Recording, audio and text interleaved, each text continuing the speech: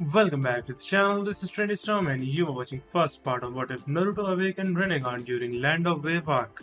If you enjoy this video, please like, share and subscribe to this channel. Now wasting no time, let's start the story. Despite their track record of failing to apprehend or kill their missing nins, Konoha was generally a peaceful village. However, when Team 7 returned to the village, multiple riots almost broke out because of the two people they brought with them. Momochi Zabuza, the dreaded demon of Kiri, and his apprentice, the Hyeten user Haku. The Sandaime Hokage, Sarutobi Hiruzen, was in the Hokage Tower, confronting paperwork, the worst foe of all cages. However, it wasn't until his assistant arrived that he realized he was going to be dealing with a lot more paperwork. The assistant said, "Hokage Sama, Kakashi San's team has returned, but..." Hiruzen questioned, "But what? Is there a problem?" Hiruzen was stunned when the assistant exclaimed, "The demon, Momochi Zabuza is with them." The team consisting of 1 Jonin and 3 Genin was only on a C-ranked mission. How in the world did they encounter Zabuza? Later, Kakashi knew he was going to get a yell from Team 7 when Zabuza and Haku were standing in Hiruzen's office. "I see, so you two want to live here in Konoha?" Hiruzen asked after hearing the details. According to Zabuza, "That's right. Well, we can't just allow someone who tried to assassinate their own cage to live here," Hiruzen replied. "Yagura is a tyrant. I acted in the best interests of my village," said Zabuza. "I see, very well then, but you, Zabuza, will be on prohibition for 6 months, and after that you'll only be allowed to take on D and C ranked missions for another 6 months, Hiruzen said before turning to Haku. "Haku, you'll be on prohibition for only 1 month, and after that you'll only be allowed to go on D and C ranked missions for another month. Also, we need to determine your skills so that we can find out what rank you'll be," Hiruzen said before turning to Kakashi. "Kakashi, you should have returned to the village after the mission got up to an A rank, so that we could have sent another team. And we could have made a deal with the Land of Waves so that they could have paid us back gradually, but instead you decided to take on an A rank mission with 3 Genin, fresh out of the academy," Hiruzen responded. Zabuza looked at Kakashi and asked incredulously, "Those 3 are fresh out of the academy? What have you been teaching them anyway?" He wondered how they could have fought Haku. Perhaps it was just those 3, or perhaps this year's rookie 9 were unique. Kakashi laughed nervously and said, "Just a few chakra control exercises and tree climbing." "That's all you've been teaching them?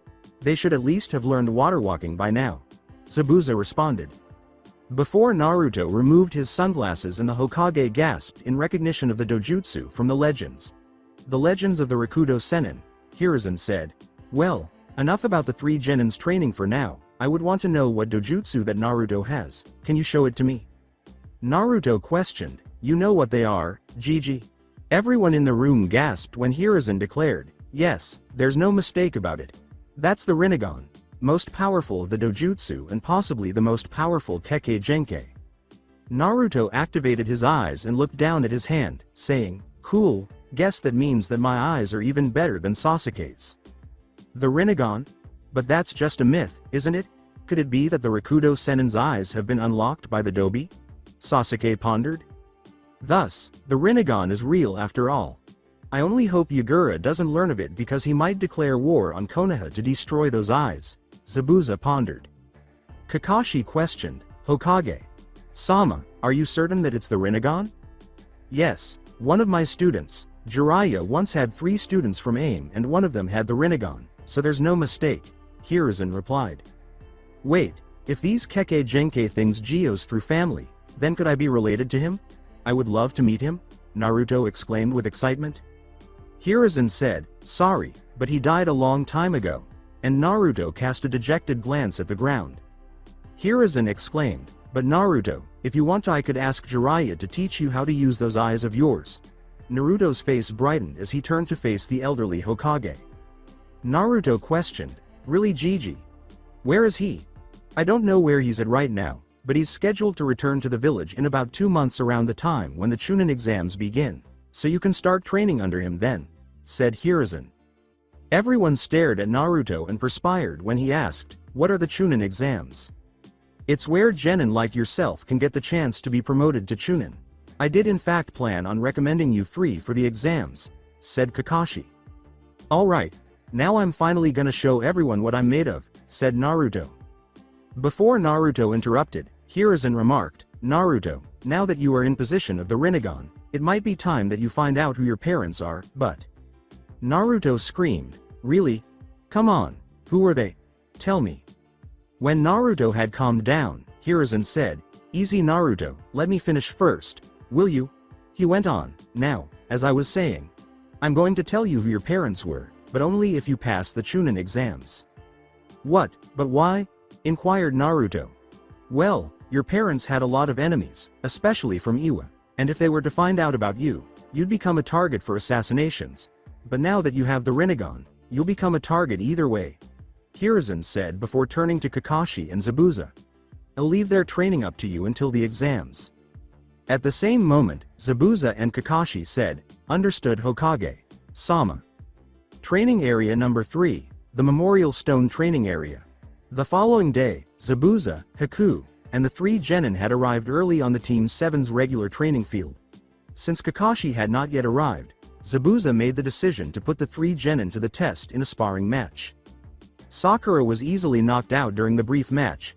Naruto left a few minutes later, and Sasuke was barely upright when Kakashi arrived. Kakashi said, I see that you're getting along nicely, as he arrived. In Zabuza's words, about time you decided to show up. So, how were they? Inquired Kakashi. Pitiful, I barely even touched the girl. The kid never used his eyes during the battle and was only able to last as long as he did due to his massive stamina and the Uchiha is relying too much on his Sharingan, said Zabuza. Kakashi questioned, so, what should we teach them first? Zabuza stated, they would first need to learn water walking, so that they could get better control of their chakra. Kakashi agreed, nodding. The copy.nin said, agreed. Following a brief period of rest, Naruto, Sasuke, and Sakura began the water walking exercise after being instructed on how to walk on the water's surface. After a few days of water walking, Sakura quickly mastered it thanks to her delicate chakra control, while Naruto and Sasuke struggled with it, with Sasuke using too much chakra and Naruto always using too little. When the original worked on water walking, Kakashi also taught Naruto how to use cage bunchins and even made the blonde study. In fact, he made about 100 of the blondes study.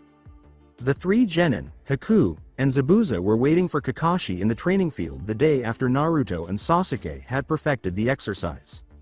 Say, Naruto.san, I've noticed that you haven't used your eyes since waves, Haku responded. Well, I find it hard using them while I'm doing the cage bunchins, said Naruto. How so? Inquired Haku. Well, when I use the eyes while also using cage bunchins, I see what the bunchins are seeing as well and it's rather confusing, said Naruto. That's good, using a weapon that is unknown to you is a sure way to get killed. But you should learn to use your eyes in battle while also using cage bunchins. It could save your life on several occasions, said Zabuza. Oh, how? Inquired Naruto. Zabuza commanded, create a bunchin, and Naruto immediately followed his instructions. Now, activate your eyes. Naruto followed his instructions once more, and now close them. Zabuza removed his sword from his back and swung it at the original Naruto after Naruto closed his eyes, but he claimed that despite this, Naruto ducked beneath the massive weapon. Sakura questioned, Zabuza. Sensei, what did you do that for? Zabuza said, showing the brat how useful his eyes really are, as Naruto opened his eyes and got back up. The blonde cried out, you didn't have to swing your sword at me, and Kakashi materialized in a cloud of smoke.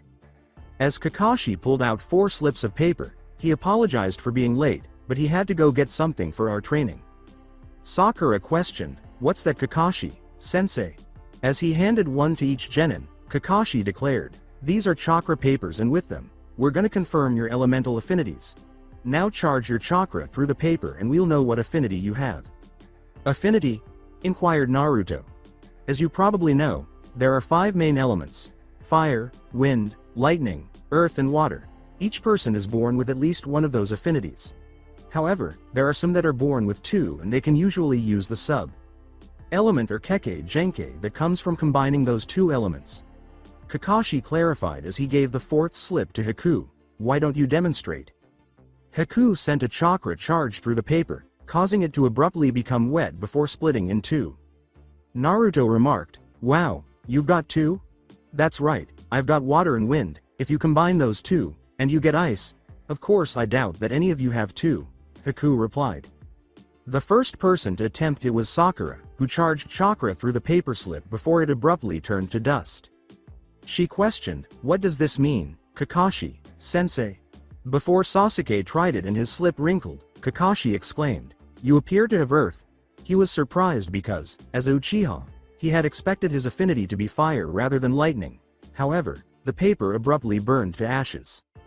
After Kakashi confirmed, lightning and fire, Naruto's turn finally came, and his paper wrinkled. However, before anyone could have predicted it, it became damp, split in half, and one half turned to dust while the other burned to ashes.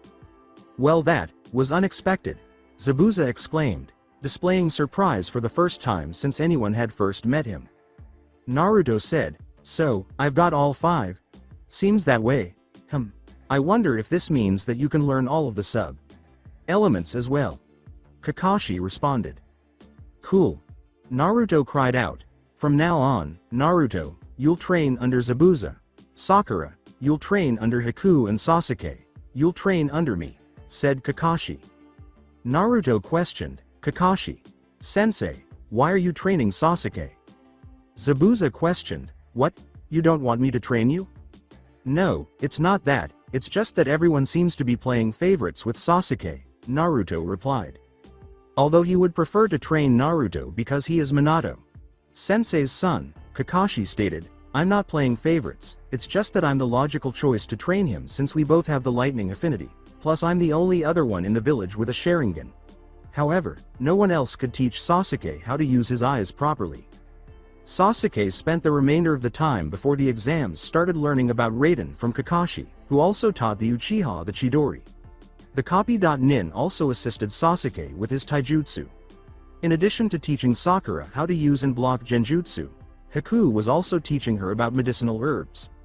In addition to helping to patch up the blonde's taijutsu and teaching Naruto some Suiden jutsus, Zabuza also assisted Naruto in using his eyes when performing Kage Bunshin no Jutsu. One day while the six of them were having lunch, Naruto said, "Hey, Kakashi sensei, could you teach me how to do futon jutsus?" Kakashi turned to face Haku and said, "Sorry Naruto, I might have copied 1,000 jutsus, but there are so few with the wind affinity that I haven't been able to copy any futon jutsus." The blonde said, "How about you, Haku-san? I don't know any futon jutsus, I never really bothered learning any," Haku replied. Kakashi questioned, "Why do you want to learn futon anyway?" Well, I wanted to master Hyuden before the exams and I figured that it had been easier to do so if I mastered futon," said Naruto. "Well, there is one with the wind affinity in the village, knowing who's on his team, I'll bet that he's probably at the barbecue restaurant right now," Kakashi said as he rose. "If you want to, I could take you to him." Naruto said, "That'd be great," and then he put on his sunglasses. Barbecue. When Naruto saw the futon users team, he was astounded because, of all the graduates, they were the last group he had anticipated passing the Genin exams. The Fatso Akamichi Choji, the Sasuke fangirl Yamanaka Ino, and the lazy cloud watcher Nara Shikamaru. Sarutobi Asuma, the Team 10 leader, said, "Oh, Kakashi-san, I didn't expect to see you here." This also attracted the attention of his three students, who had not yet noticed Kakashi and Naruto. As he consumed some meat, Choji questioned, Naruto?" Naruto exclaimed, "Hey, Shikamaru, Choji, Ino." Since Ino had never seen the blonde wearing sunglasses, or any kind of glasses, for that matter, she inquired, "Naruto, where'd you get those sunglasses?" "What? You like them?" Naruto inquired, attempting to divert their attention before they began to question him about his sunglasses. "Asuma-san, Naruto here would like some help with futon, so I wondered if you were willing to teach him," Kakashi responded. "So, you have the wind affinity, huh? Well, okay, come to training field 10 tomorrow morning and don't be late, though knowing who your sensei is, that's probably impossible," Asuma replied. "You don't have to worry about that, I'm always on time," said Naruto. Field 10 of training. Asuma, Shikamaru, Choji, and Ino were already at the training field when Naruto arrived the following day. Ah, good. Despite what you said yesterday, I was afraid Kakashi-san's sense of punctuality had rubbed off on you, Asuma replied. So, what first? Inquired Naruto. Asuma pulled out his trench knives and remarked, well, if I'm going to train you, then I'd first like to see what you've got. Wait, Asuma. Sensei, you're not gonna fight him, are you? Ino responded. Don't worry. I'm only going to test how strong he is. Besides, from what I've heard about who's been training him, he's probably used to worse. You ready, Naruto? Asuma replied. Naruto said, yeah, I guess. He wasn't positive, but it couldn't be as horrible as fighting Zabuza. Sensei, could it? Asuma channeled wind chakra through his knives and charged at the blonde, saying, here I come, Naruto. Before landing on a small river that ran through the training field, Naruto jumped away and avoided the knives. He then proceeded through a number of hand signs before coming to a stop at the Tori sign. He yelled, Sweden. Suiryuden no Jutsu. A water dragon emerged from the river and approached the Jonin, who managed to avoid it with ease. Sweden? I suppose Zabuza.san has been pushing the child a lot, especially with a jutsu of that size. Asuma pondered as he performed a number of hand signals on his own. Futon. Kamikaze no Jutsu. Asuma yelled the attack's name and blasted the blonde with a strong wind gust. Naruto was launched into a tree by the attack, but he vanished in a cloud of smoke. Cage Bunshin. Impressive, Asuma thought, but then he felt something beneath him and leapt to avoid Naruto's uppercut punch as he exploded from the ground. Doden too, he thought. I suppose this child is more complex than he first appears to be, but this has to stop. Asuma then made a number of hand signals, this time for his most deadly jutsu. He obviously had no intention of including the explosion. He only intended to use the smokescreen as a pretext for his next move. Asuma then threw a lot of black smoke at Naruto, who was totally absorbed by it, saying, Kaden. Heizeki Sho. In order to see Asuma's chakra, Naruto turned on his eyes. He was able to do so just in time to avoid being slashed by one of the trench knives. He also saw the chakra emanating from the knives, which allowed him to avoid getting hurt entirely. Asuma, however, swiftly kicked Naruto in the stomach with such force that the blonde flew through a nearby tree. Asuma exclaimed, looks like the battle's over, as he emerged from the cloud of smoke. Choji said, Naruto, are you alright? Why? Yeah, don't worry about me. Choji. Naruto exclaimed as he stood up and cleared the tree stump through which he had flown. Asuma exclaimed, Naruto catch, before hurling a shuriken at a tree close to the blonde. Suddenly, a leaf that the shuriken had severed from the branch it had been on fell to Naruto's hand. When Asuma said, now hold that leaf in between your hands and cut it in half, using only your chakra, the blonde followed his instructions. To be honest, Asuma had anticipated that Naruto would take a few days at the very least to cut the leaf in half, but blonde did so in roughly half a day. Naturally, Asuma was unaware of the Rinnegan or the chakra control enhancements it provided Naruto. Naruto exclaimed, alright, I did it, after he had successfully cut the leaf in half. Asuma said, Naruto, good job. Now for the second part. Suddenly, an Anbu appeared in a puff of smoke. This Anbu will ready the training field for the next part, Asuma said. After weaving a few hand signals, the ground beneath him abruptly rose to a height of roughly 10 meters. He continued weaving hand signals until a waterfall descended, at which point he clasped his hands together and a tree branch abruptly emerged from the wall, past the waterfall, and entered the wall on the opposite side. As he and the other three genins watched in amazement as Doden, Sweden, and even Mokuton were displayed in front of them, Naruto remarked, wow, I've got to learn how to do that. Asuma said, thanks for your help, you may leave now. The Anbu said, very well, Asuma. Sensei. And then vanished in the same way that he had arrived. That was Mokuton, but I thought that only the Shodai could do it, Asuma. Sensei. How is it that that guy could do Mokuton? Ino replied. Ignoring Ino's question entirely, Asuma exclaimed, okay, Naruto, now I want you to get up on that branch and use wind chakra to cut the waterfall. In an attempt to cut the branch, Naruto leapt up on it, which was roughly 5 meters above the ground, sat down, then extended his arms and sent chakra through them and into the water. It took Naruto a lot of effort to cut the waterfall, which turned out to be much more difficult than cutting the leaf, but he eventually succeeded, and the training moved on to the third section. Alright Naruto, now take a kunai and channel your chakra through it, making it sharper, Asuma responded.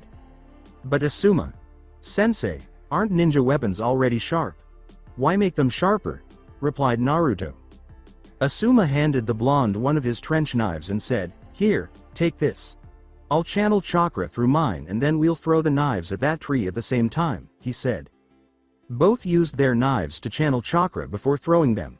Asuma's knife not only went through the tree but also pierced the rock behind it, while Naruto's got embedded in the tree.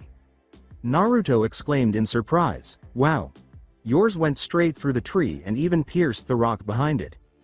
If I had wanted to, I could have gotten it through the rock and into the ground, said Asuma.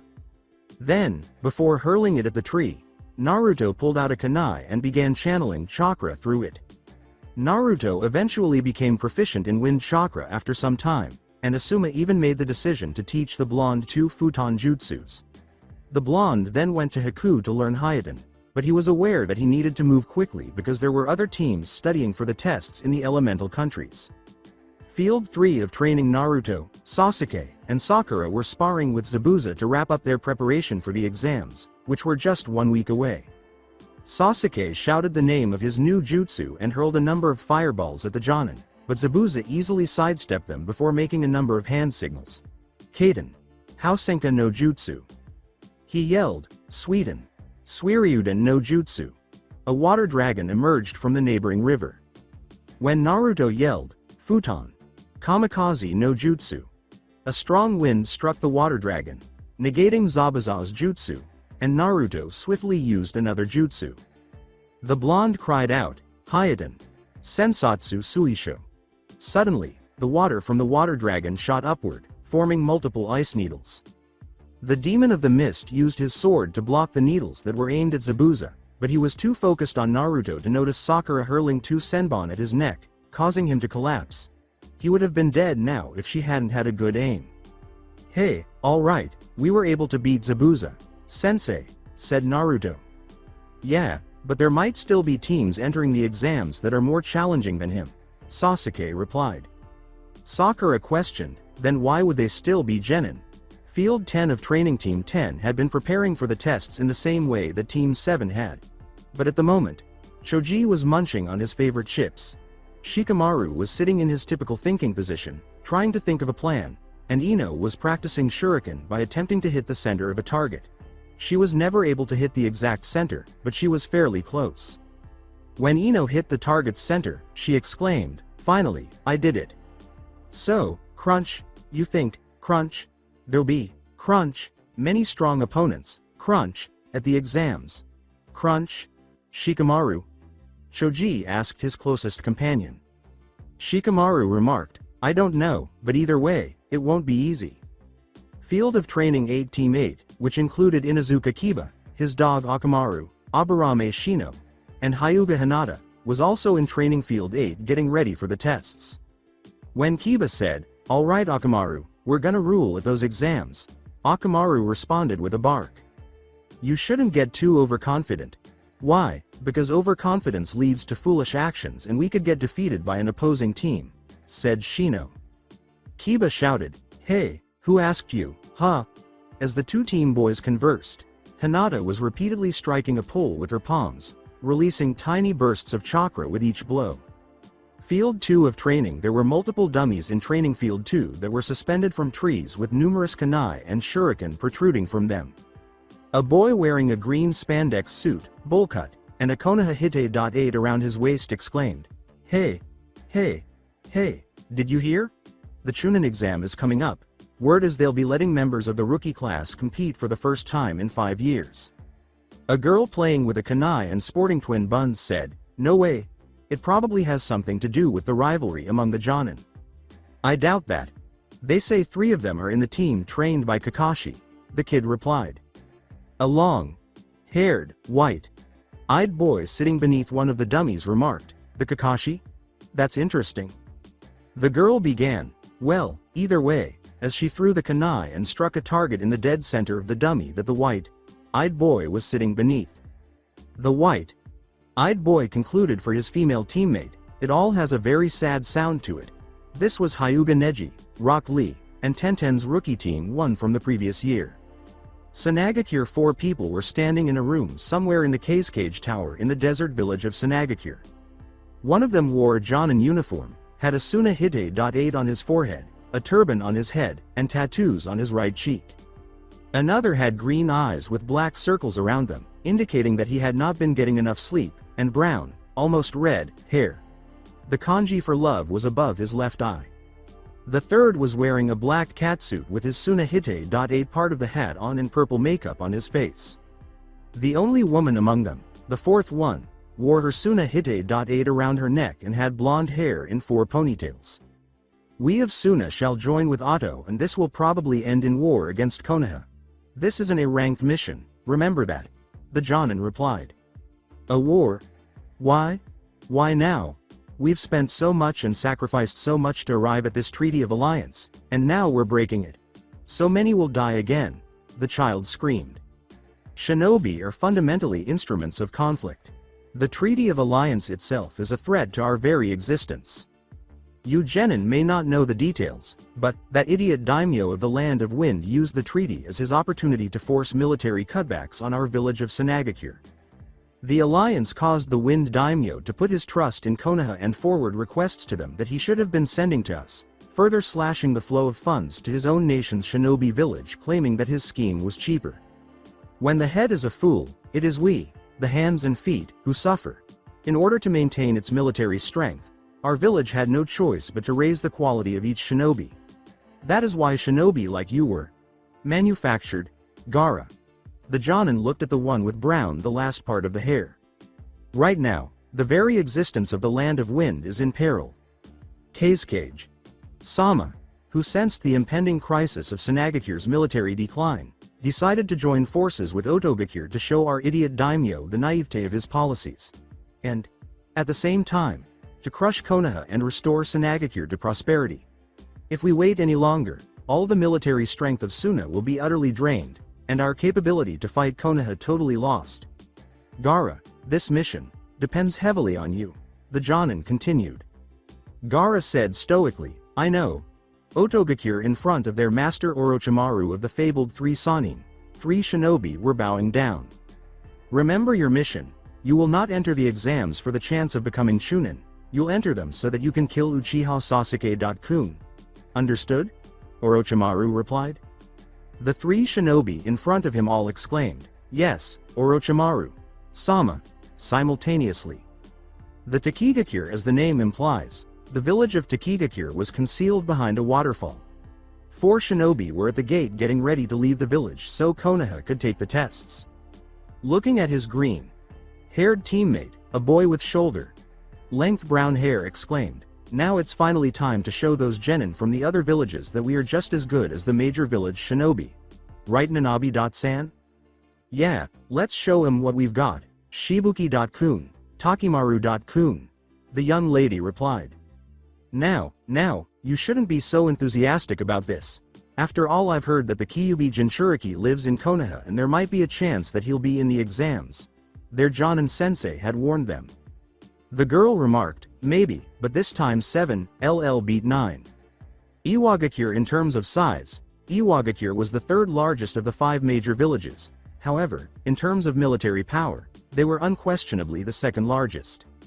The Tsuchikage, Onoki, was seated at his office desk in the Tsuchikage Tower, with his son Kitsuchi in front of him. Kitsuchi nodded in response to Onoki's question. "You understand the mission I'm assigning you and your team to, right?" "My team is to enter the Chunin selection exams in Konoha while secretly spying on the village," said Kitsuchi. Kitsuchi vanished in a cloud of smoke as Onoki said, "That's right, Kitsuchi. Now keep in mind that this isn't a ranked mission. Konoha has been at the top for too long and it's time to bring it down a few paces." Dismissed. Southern Gate. Iwa Kitsuchi had gathered his team at the southern gate of the village and was prepared to depart. Kitsuchi questioned, "Do you all understand the mission?" The 3 genin all said, "Yes, Sensei/2-san," simultaneously. The girl who said, 2-san, was a short-haired black girl wearing brown pants and a red tee. shirt. She had her Iwahite.8 on her forehead. One more was a big boy in black shorts, a red jacket, a red shirt underneath, and short black hair. His Hite.8 was on his forehead as well. The final one was a boy wearing red pants, a brown jacket with a fishnet shirt underneath, and long blonde hair that reached his mid-back. Additionally, he wrapped his left bicep with his Iwahite.8. Kitsuchi said, "Then let's head to Konoha and beat up some Konoha tree huggers." Before the four of them set out on the arduous trek to Konoha. Zabuza. Sensei really enjoys pushing me, man. As he was making his way back to his apartment, Naruto thought, but then he felt something and turned to look over his shoulder and saw a square rock with holes in the front for eyes. When Naruto opened his eyes, he saw that the rock was hiding a familiar face. Naruto exclaimed, "Konohamaru, Udon, Moegi, you can come out of the box now," and the three children emerged from the box. Sarutobi Konohamaru, the head of the Konohamaru Corp, exclaimed, "Leave it to the man I have acknowledged as being almost my equal. Your skills rival my own. Is he truly that dim-witted as to fail to recognize how much weaker he is than me?" As Naruto turned off his eyes, he pondered. "Boss, can you come and play ninja with us now? You promised, remember?" asked Konohamaru. Naruto scratched the back of his head and said, "Oh yeah, that was today, wasn't it? A ninja, playing ninja, how pathetic."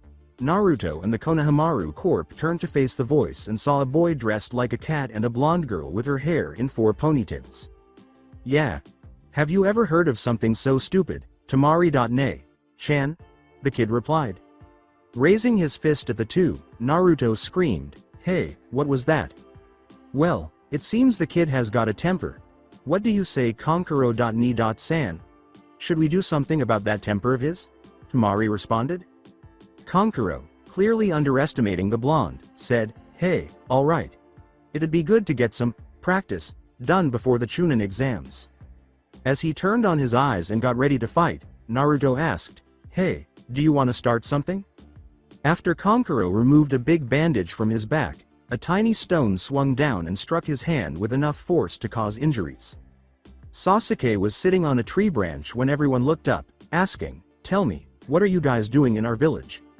As he massaged his aching hand, Konkuro remarked, "Oh, look, another little brat." According to Sasuke, "Get lost. Come down, little squirrel. Think you're pretty smart, don't you?" Konkuro replied. "You shouldn't be so overconfident. We're 2 of the best genins in Konoha, so you better watch yourself," said Naruto. Konkuro laughed after remarking, "2 of Konoha's best, huh? Well, if you're the best, then the worst must have to be pretty pathetic." After noticing something, Naruto turned to face a branch on the same tree that Sasuke was seated on. However, he saw Gaara standing beneath the branch, upside down. Everyone looked up to see Gaara as well after noticing where Naruto was looking. Stuttering, Konkuro said, "Gee Gaara," Gaara declared, "you're a disgrace to our entire village." He surprised me. I had no idea, however, Naruto saw him. "Oh no, Rinnegan," Sasuke pondered. "It annoys me that you'd lose control in a quarrel with children. Have you forgotten why we came here?" Gaara replied. Konkuro began to point at Naruto and the Konohamaru Corp and said, "But, Gaara, but Gaara interrupted him. He said, 'Shut up, or I'll kill you.'" Konkuro said, "You're right. I was out of line." Tamari said, "We're sorry, Gaara." "Okay. Really sorry. He's in charge, then, isn't he?" Sasuke thought, "He glares like a basilisk." Gaara looked at Sasuke before he vanished in a swirl of leaves, thinking, "This is the one who nailed Konkuro with a stone." He said, "Sorry about my friends. It required skill. It's strange that the blonde guy down there recognized me right away. There's something strangely familiar about him." Gaara appeared on the ground between Tamari and Konkuro, then turned around and said, "Let's go. I know we're a little early, but we didn't come here to play around. I swear it won't happen again." Naruto exclaimed, "Wait," as Sasuke leapt from his branch. Gaara turned around and asked, "Yes?" Naruto asked, "Tell me, what's your name?" "Sabaku no Gaara, at your service. And I'm curious about you and your teammate as well," Gaara replied. Naruto declared, I'm Uzumaki Naruto, Datbeo. Before the three Suna siblings fled, Sasuke uttered the words, Uchiha Sasuke. Things are getting interesting. The three Auto Ninja were standing on a branch above them. Actually, two of them were standing and the third was sitting. One of the two standing asked, what do you think? None of them are of any importance except for the Raven. Hair, the blonde kid with sunglasses and the spook from Suna. The person who was seated replied. The Konoha and Auto Shinobi were unaware that the three Iwa Shinobi were standing on a different branch. The blonde asked, so, Kuretsuchi-san, what do you think? Looking down on Sasuke, Kuretsuchi exclaimed, those two tree huggers aren't your everyday genin and neither is the spooky brat from the desert. Uchiha Sasuke, huh? He will be a worthy opponent for me to try my skills against, as he is the last of the Uchiha clan. Academy of Ninjas Team 7 was on their way to the academy, where the exams would start, one day after the encounter with the three Suna genin. They saw the door to room number 301 after climbing a few stairs, but two men were obstructing it, preventing anyone from entering. There's a problem here. Rinnegan, drop the genjutsu already, and you can drop the henges while you're at it too. Naruto thought as he turned on his eyes and saw through the genjutsu, but he also saw right through the two Chunin's henges. One of the Chunin said, so you figured it out, eh? And then the genjutsu was dropped, and the sign that read 301 was abruptly changed to 201. The other one said, not bad, but just seeing through it isn't enough, as he stepped forward to kick Naruto. Blonde was about to kick back, but Lee stepped in between them and grabbed both of their legs. What the? There's something strange about his chakra, almost like he can't control it properly, but he blocked my kick. Or is it that he? As Lee released his hold in Naruto and the Chunin collapsed to the ground, Naruto pondered. Neji approached Lee and said, hey, that's not what we agreed. You're the one who insisted we should avoid drawing any attention to ourselves. Lee looked at Sakura and uttered, but, Tenten shook her head and said, here we go again, as Lee approached Sakura. Hello, I'm Rock Lee. You're Sakura, aren't you? Lee said before grinning and holding up his thumb. His teeth gleamed as he said, would you like to go out with me? I'll protect you with my life. Sakura said, no, way. You are way out of hand, and Lee sagged. Neji walked up to Naruto and said, hey, you, what's your name? But before the blonde could answer, Sasuke held his hand in front of him. In place of Naruto, Sasuke stated, it's common courtesy to give your own name first. Neji inquired, you're rookies, aren't you? How old?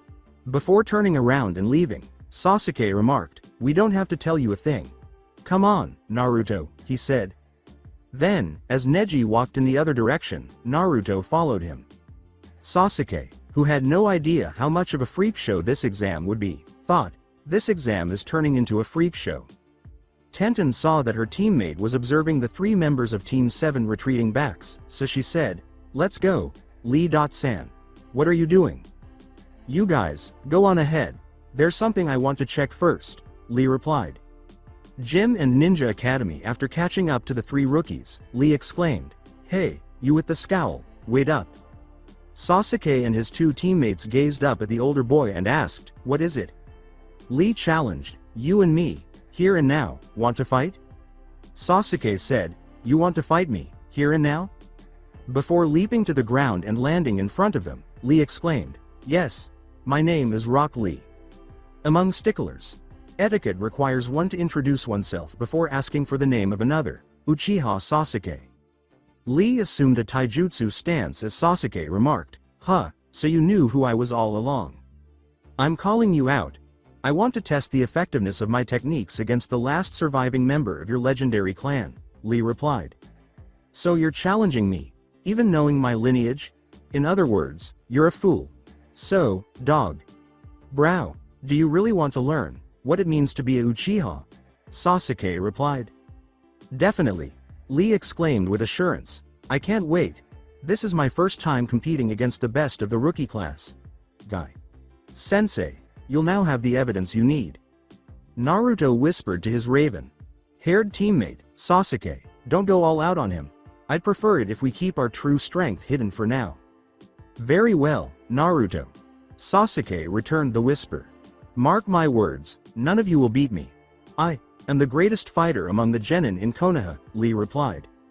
Sakura saw that they were running out of time, but Sasuke said, "This could be fun.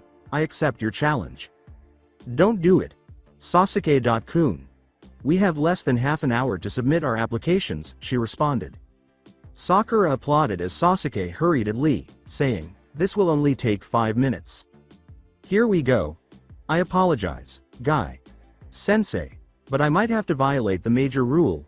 That move might be necessary. Konoha Senpo."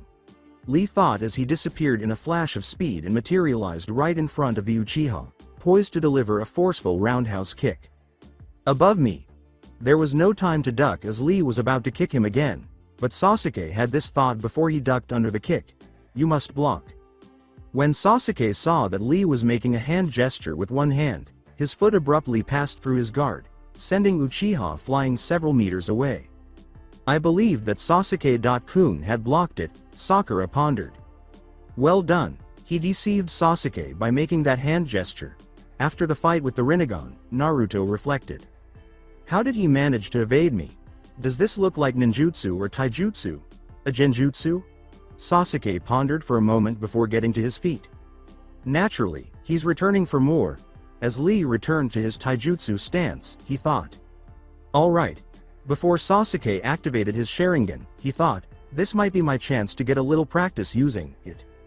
Naruto pondered, so Sasuke's finally deciding on using those eyes of his. Lee thought, so that's the famous Sharingan. There's magic going on here, whether it's a ninjutsu or a genjutsu. As he charged at Lee, Sasuke thought. But the aforementioned taijutsu practitioner abruptly vanished and resurfaced beneath him, giving the Uchiha a strong kick to the jaw that sent him flying. My Sharingan was unable to recognize his tactic, Sasuke thought, but that means he's using those moves. Before he leapt into the air and emerged behind the Uchiha, Lee seemed to know what Sasuke was thinking when he said, exactly, they're neither ninjutsu nor genjutsu. Oh, Kagabuyo, Sasuke uttered, the technique recognizable. That's right. No trickery. My moves are strictly physical. Hard as you may find it to accept, if your Sharingan can see to the heart of every ninja art well enough to duplicate it, as it is said to, then you know what I say is true. I'm sure your Sharingan is invaluable against arts like ninjutsu and genjutsu, with their formalized rules, sign, casting, and chakra. But physical taijutsu arts in their pure form are a very different story, Lee clarified. Sasuke exclaimed, hey, I already knew that, before abruptly turning around and kicking Lee in the side, sending the young taijutsu expert crashing to the ground as Sasuke landed above him. That's enough, Lee, the voice said, and everyone turned to see a turtle? After standing up, Lee approached the turtle and knelt down, saying, You saw? You know the rules, Lee. The move you were about to do is strictly forbidden, the turtle replied. Lee said, please pardon me. I was only. He's being eaten by a turtle. Naruto hardly believed his eyes, and he would have assumed he was under a genjutsu's influence if he hadn't had the Rinnegan activated. I wouldn't have used the reversal move, I never meant, Lee replied. You fool. Do you think I care about your feeble excuses? Consider the repercussions of a shinobi baldly explaining all his secrets, the turtle screamed. Why? Yes sir, exclaimed Lee. What a shame it is to lose to that clown, Sasuke pondered. The turtle said, I hope you are properly prepared? Why? Yes sir, said Lee. The turtle exclaimed, well, then, he's all yours, Guy Sensei. And, on top of the turtle's shell, what appeared to be an older Lee materialized in a puff of smoke. The man, who was clearly Guy, said, the exuberance of youth. All of you are full of it. He's got the biggest eyebrows yet. They're almost alive, and that same dorky, they're uber brows. I've never seen anything like him, said Sakura. Hey, don't try to make fun of Guy Sensei, Lee screamed, pointing to them with his fist. Oh, shut up, I don't even know what to make of all the freaks who keep popping in here, said Naruto. What? Lee screamed, but his idol interrupted him. Guy exclaimed, Lee, and Lee turned to face him right away. Lee exclaimed, huh? Oh, yes, sir, Guy shouted, idiot, as he struck Lee's son so forcefully that he fell to the ground. You Guy squatted down and said. Sensei, exclaimed Lee before tears unexpectedly streamed from his eyes and his sensei's, in the anime fashion, Sensei, I. With a hug, Guy said, that's enough, Lee, not one more word. Lee exclaimed, Sensei. And then a genjutsu of a sunset with waves crashing against rocks materialized. It's strange that even with the Rinnegan, I can't see through this genjutsu, Naruto pondered. Some touchy feely whiner beat me up, Sasuke pondered. I understand. It's because you're young, Guy replied. Sensei, exclaimed Lee. Once the hug was over and he was back on his feet, Guy said, it's all right, Lee, mistakes and youth go hand in hand. Lee exclaimed, you are too kind, Sensei. But I can't let your attempt to break the big rule go unpunished. Your penalty will be sweat after the Chunin selection exams, Guy replied. Lee exclaimed, I understand. Guy pumped his fist into the air and yelled, 500 laps around the practice arena. Lee exclaimed, yes, sir, before Guy realized there were 3 other genins present. By the way, how is Kakashi-san? I'm asking you, Guy thought, unless I miss my guess, those children are Kakashi-san's. Naruto inquired, you know Kakashi? Sensei? Guy asked, do I know him? Before abruptly disappearing, as if he had never been there. At least that's how it appeared to Sasuke and Sakura. Naruto was able to see Guy's chakra even though he couldn't see Guy himself. Sasuke and Sakura were caught off guard when Guy said, I should say so, we're arch rivals, from behind the 3 of them.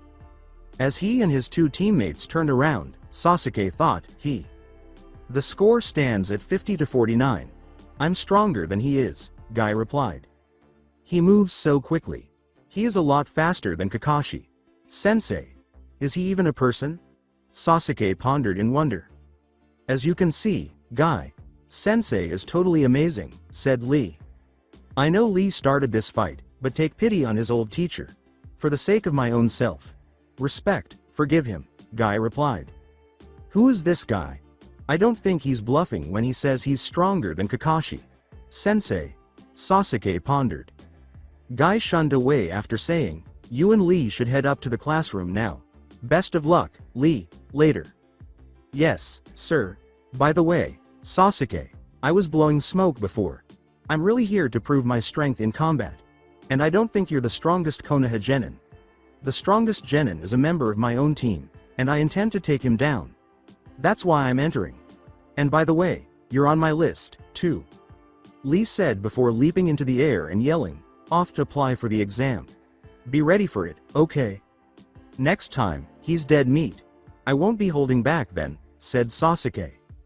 Good idea, Sasuke. I doubt you can beat him without going all out, said Naruto. Sasuke exclaimed, Naruto? Sakura? Let's go. And the 3 of them made their way to room number 301. 301 Ninja Academy Team 7 was astounded to see all of the applicants taking the tests when they walked into the classroom. It wasn't a small room either, and there was enough genin from the various villages to fill it. As she leapt at the Uchiha from behind, Ino exclaimed, Sasuke-kun. Where have you been, cutie? I could hardly wait, it's so exciting, seeing you again after all this time. Sakura cried out, Ino, you pig. Get your hooves off Sasuke-kun, at him. Hello to you, too Sakura. Still hoping the big, mutant forehead look is going to come into fashion. Huh, how sweet, Ino replied. Sakura screamed, what did you say? And threw her fist up at Ino. As he and Choji approached them, Shikamaru remarked, Asuma said that there was a good chance that you 3 would be here. Really? Inquired Naruto.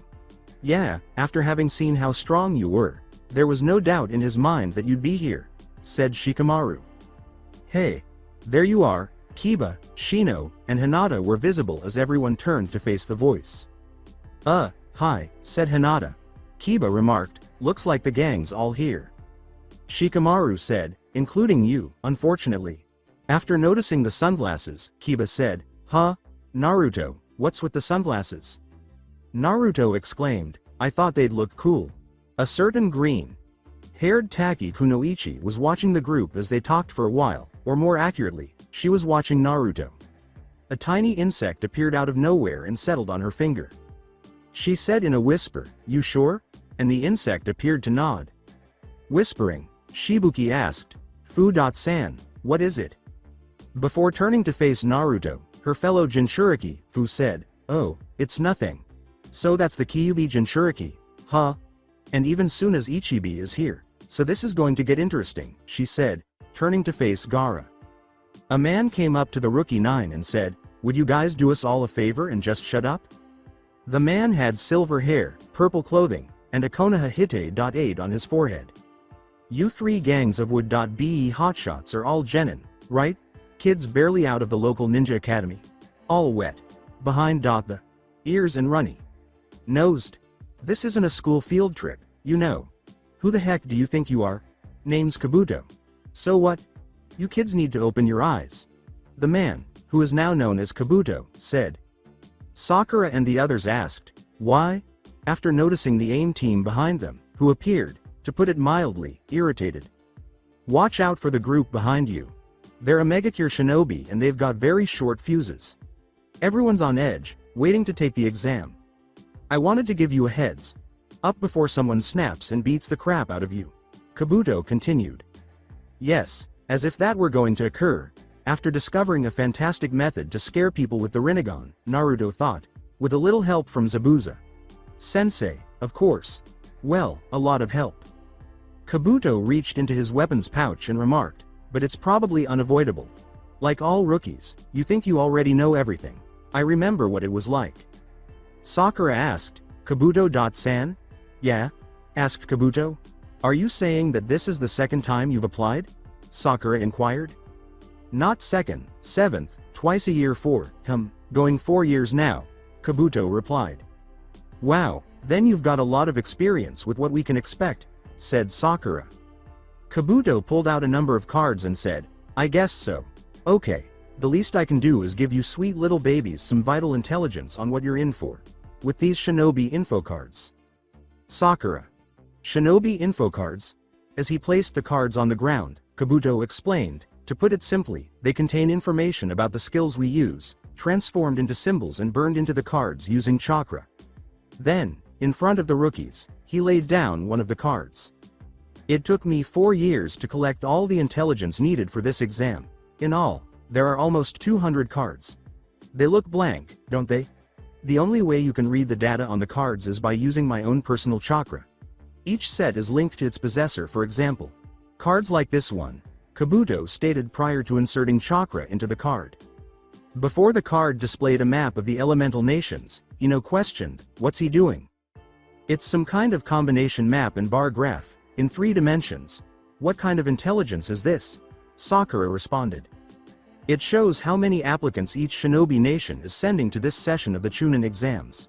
There's a total of 159 applicants for the exams, with 87 from Konoha, 30 from Suna, 21 from AIM, 9 from Taki, 6 from Kusa, 3 from Otto and...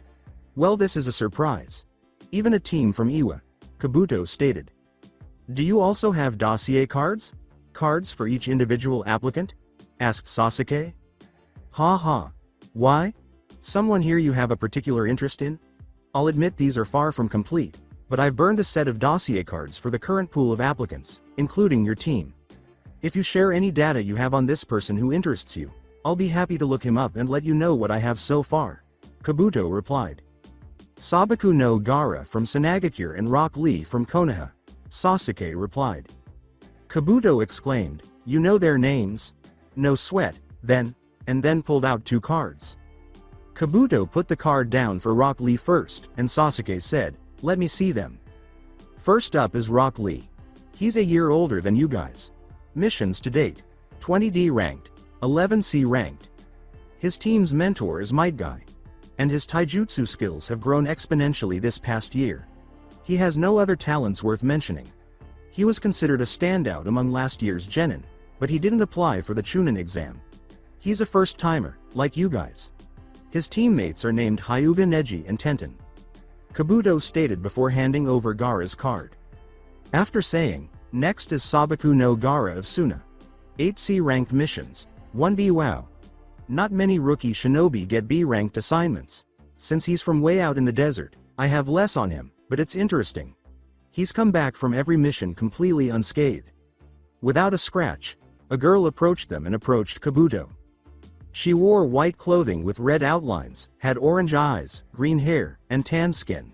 She also had a tacky Hite.8 wrapped around her right bicep. Kabuto pulled out the card and placed it on the floor in front of her. "Excuse me, but do you have anything on the blonde with the orange? Kill me? Jumpsuit?" she said. She gave Shino a weird feeling, and his insects began to behave strangely, almost as if they were worshipping her, or something else. His name is Uzumaki Naruto. He was known as a fool and a prankster at the Ninja Academy, and he was also this year's dead last, but sometime after graduating, he went through an incredible change. Also, though he may be only a rookie, he can use 3 of the main elements, Suiden, Doden and Futon. His missions to date: 7D rank and 1A rank. Wow, that was unexpected. I've never heard of a rookie that got an A ranked mission before. His sensei is Hitaki Kakashi, though for these exams he was trained by Momochi Zabuza of the 7 Ninja Swordsmen. His teammates are Uchiha Sasuke and Haruno Sakura. The rest of the rookie 9 for Sasuke and Sakura looked at Naruto. They didn't know the demon of Kiri told him. Naruto watched as the girl said, "Thanks," and then made her way back to her teammates. The girl reminded him of someone he knew, so he used the Rinnegan and focused hard until he could see a strong chakra hidden deep within her. It wasn't nearly as strong as Kyuubi, but it was close. Naruto questioned, "Do you have anything on her?" Kabuto produced another card and placed it on the ground. "Her name's Fu. She's what is called a Jinchuriki, someone who has one of the 9 Biju sealed inside of them, and because of this, she doesn't have many friends, if any at all. She's taken 26 D ranks, 14 C ranks and 1 B rank. She's known to have a pretty good relationship with bugs due to her tenant being the Nanabi. Her sensei is Suin and her teammates are Shibuki and Ikagen no Takimaru." Kabuto continued and Naruto glanced over to Fu. "Is she also a Jinchuriki? Like me?" He pondered. "Konoha, Suna, Iwa, Aim, Kusa, Taki, Otto. This year every hidden village has sent outstanding genin here to compete.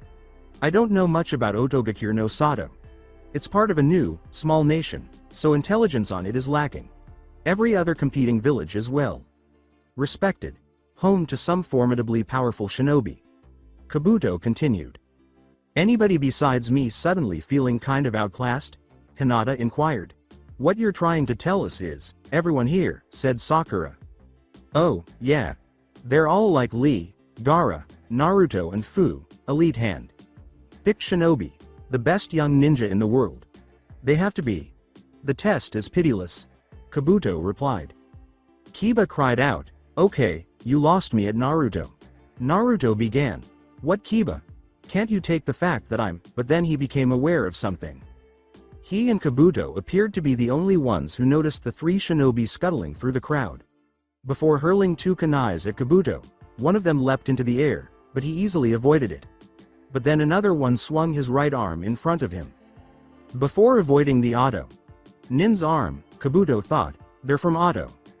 Then, his glasses broke, and he removed them, thinking, "I see, this kind of attack is, what's going on?" He dodged the blow, but something broke his glasses, said Sasuke. "His nose probably got grazed, serves him right for acting all superior," said Shikamaru. Kabuto.san was able to dodge. It's not that he couldn't. There was more to that attack than what the unaided eye could see, though, as the man used the gadget on his right arm to send sound waves infused with chakra, making it impossible to avoid. Naruto reflected after seeing everything through the Rinnegan's special vision. Then Kabuto vomited and abruptly fell to his knees. It caught everyone in the room off guard because they all assumed the man had escaped the blow. Sakura approached Kabuto and asked, "Are you all right?" "Yeah, I'm fine," explained Kabuto. The person who had attacked Kabuto said, "You're a pushover, aren't you? Pretty sad for someone who's been an applicant for 4 years now." The person who threw the kunais claimed that the 3 auto applicants would all make Chunin this year, so it would be wise to include this in your cards. I am aware that Kabuto dodged that blow, but what became of him? What caused him to throw up? Sasuke pondered. People in the crowd were attempting to make sense of what had just transpired. Neji said, "Lee, What did that look like to you? Kabuto.san saw through the attack, so there must have been something else to it. Some trick they used to make him sick. Lee continued. Kuretsuchi's big teammate said, "Hey, Kuretsuchi.san, what just happened?" Her teammate Kuretsuchi substituted, "That stupid no.it.all wasn't able to dodge in time, obviously, for her." "No, that's not what happened, the tree. Hugger dodged it alright, something else must have made him vomit," said Kuretsuchi. "There's something not quite right about this. Takimaru.kun, what did you see?" Fu responded. Then Takimaru exclaimed, "That auto guy sent chakra-infused sound waves from that device on his arm, and said waves went into Kabuto San's left ear." Suddenly, a big puff of smoke appeared at the front of the spacious classroom. A voice from the smoke said, "Would everybody please just shut up?" The first exam proctors appeared as the smoke dissipated. One of the proctors, who had multiple scars on his face and wore a black jacket over his Jonin vest and his Konoha Hite.8 like a bandana, said, "I apologize for keeping you waiting. My name is Morino Ibiki. I'm the proctor and chief examiner for the first part of the exam. Something about him makes me think of Zabuza Sensei, but I'm not sure why." As Ibiki gestured to the three auto nins, Naruto pondered. "You, the kids from auto, you can't carry on any way you please when the exam's about to start, or do you want to be disqualified?" Ibiki responded. The auto.nin who had previously attacked Kabuto apologized, saying, "Sorry, sir, it's our first exam, and we got a little carried away." "Is that so? Then it's high time that someone laid down a few ground rules. From this point forward, there will be no more fighting without the express permission of the examining officer, and even if that permission is granted, anything that dangers another applicant's life is strictly forbidden. Any of you little piglets who break that rule are out. Disqualified. No second chances. Got that?" Ibiki replied. "I now understand why he makes me think of Zabuza Sensei. Both of them are frightening," Naruto pondered. One auto.nin said, "So this is a test for little girly men?" "As you wish. The first part of the selection exam is about to commence. Turn in your written applications, take one of these seating assignment cards," Ibiki said as he raised a card with a number 1 on it, "and report directly to the seat indicated. When everyone's seated, we'll pass on the written part of the test." Before everyone sat down, they were given seating assignment cards and papers. Each paper had 10 questions, or more accurately, 9 questions, with the 10th question being given to them in the final 15 minutes of the test. Everybody had 10 points at the beginning, and they would lose points for missing any questions. If a team member missed every question, the team as a whole would be eliminated. Additionally, a person and their entire team would be eliminated if they were found to have cheated 5 times. When the test began, a number of people discovered that it was too difficult for the average person, so the answer was clear. Their ability to gather intelligence, that is, to cheat without being caught, was the test's primary objective, not their intelligence. Sakura and Takimaru were intelligent enough to pass the test without cheating. Sasuke used the Sharingan to mimic the movements of the man in front of him. Naruto had succeeded in creating a clone that hid in the room above and peered down through 2 eye holes. Ino used her family's secret Hijutsu to temporarily borrow Sakura's body in order to check all of the answers. Akamaru used the Byakugan to see through the answers of the others who sat around Kiba and told his master everything. Shino and Fu used their insects to obtain the answers. Gaara used his opening of the third eye to spy on other people's papers. And all the others found different ways to cheat, though many were caught and expelled. After eliminating the most inconsiderate individuals, let's proceed to the most crucial query. It's been 45 minutes. All right, here it comes. Get ready for the 10th question. Ibiki paused to reflect, the time has come. So, let's investigate this so-called 10th question, Naruto pondered. Kankuro, who had gone to the restroom to ask his puppet, whom he had disguised as one of the proctors, about the answers, returned before Ibiki could finish his sentence. And before we get to the question itself, I'm adding one more new rule. Hey, looks like you're in luck. The time you've spent playing with dolls hasn't been completely wasted, Ibiki replied. Dolls. Is he aware of the scarecrow? Kankuro thought as he made his way back to his seat, passing Tamari a note that contained all of the answers. Ibiki stated, let me explain. This rule is absolute. Jonin Lounge and Konoha in the Jonin Lounge, Kakashi, Zabuza, Asuma, and Yuhi Kurenai, the Team 8 sensei, were seated and conversing. Wow, with our subordinates tied up in exams, we've got time on our hands, Kakashi replied. Asuma sighed and said, don't worry, we'll be busy again before you know it. Why? Inquired Kakashi. Zabuza took notice when Asuma announced, word is, this year's first chief examination officer is Morino Ibiki. Morino Ibiki? Great, they're as good as dead, he replied. Why's that? Inquired Kurenai. He's a master at torture and interrogation. In Kiri, we're told that if we're ever caught by Ibiki, we should commit suicide. We're better off that way, said Zabuza. That's not too far-fetched. Konoha Anbu Torture and Interrogation Corps Unit Leader, Jonin Commander, Morino Ibiki, in the exam that is presently underway, while there may be no physical torture, there's no doubt that the applicants are being subjected to the psychological pressures that make him infamous as an interrogator. Asuma continued. 301 Ninja Academy, an unbreakable rule. Wondering what the rule was, Naruto pondered. First, you must choose whether to accept or reject this 10th question, Ibiki replied. Reject or accept? What does he mean? Fu pondered.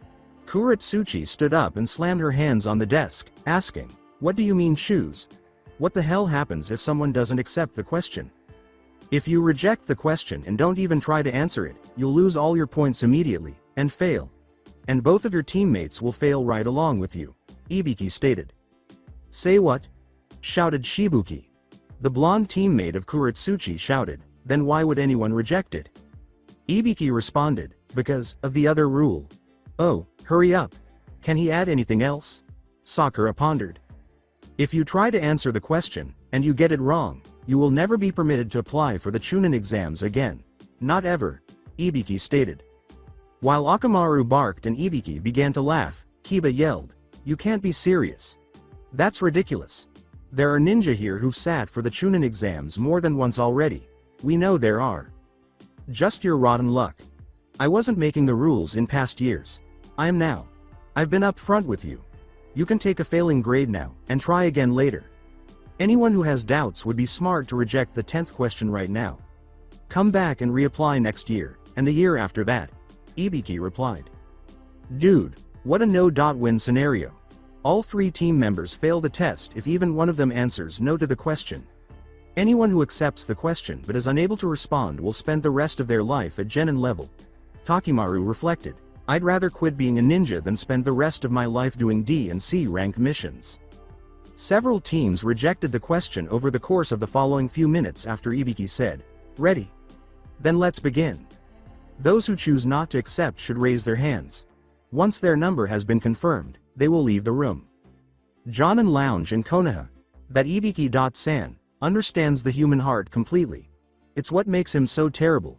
He uses his insights mercilessly to manipulate his foes, bringing their human weaknesses to the surface, and using those weaknesses to make them crack. Trickery is no defense against his skills as an interrogator, Asuma continued. I wouldn't count all of them out just yet. I personally trained Naruto and I know that he won't crack easily, said Zabuza. Maybe, or maybe you don't know Ibiki-san as well as you thought you did, Asuma responded. 301 Ninja Academy Naruto abruptly lifted his hand and then slammed it back onto the desk. The rest of the genin in the room were encouraged to stay by his shout, never underestimate me, I don't quit, and I won't run, I'll accept your stupid question. Even if I risk becoming a genin for the rest of my life, I'll still become Hokage, even if I can only make it by pure stubbornness. I don't care, I'm not afraid of you. He never even considered us, however, Sasuke thought, he certainly does have guts. I'll ask you one last time. This is a decision that could affect the rest of your life. Quit now while still have the chance. Ibiki replied. Naruto declared, that's my nindo, I never break my word. Of them, 84 remain. Well, what a fun child, and fascinating. He dispelled his own doubts and those of everyone else. It's more than I anticipated, but there's no use in prolonging it. Ibiki thought, thanks to him, no one else will quit. He then turned to face the other proctors, who all nodded in agreement. Wonderful decision. You've just passed the first exam, everyone who's still here, Ibiki said, and all of the genin who were still present readied themselves for what was about to happen. What does passed mean to you? The 10th question, what happened to it? Ibiki smiled as Takimaru asked. Ibiki stated, there is no 10th question, beyond the whole, accept or reject, thing. Hey.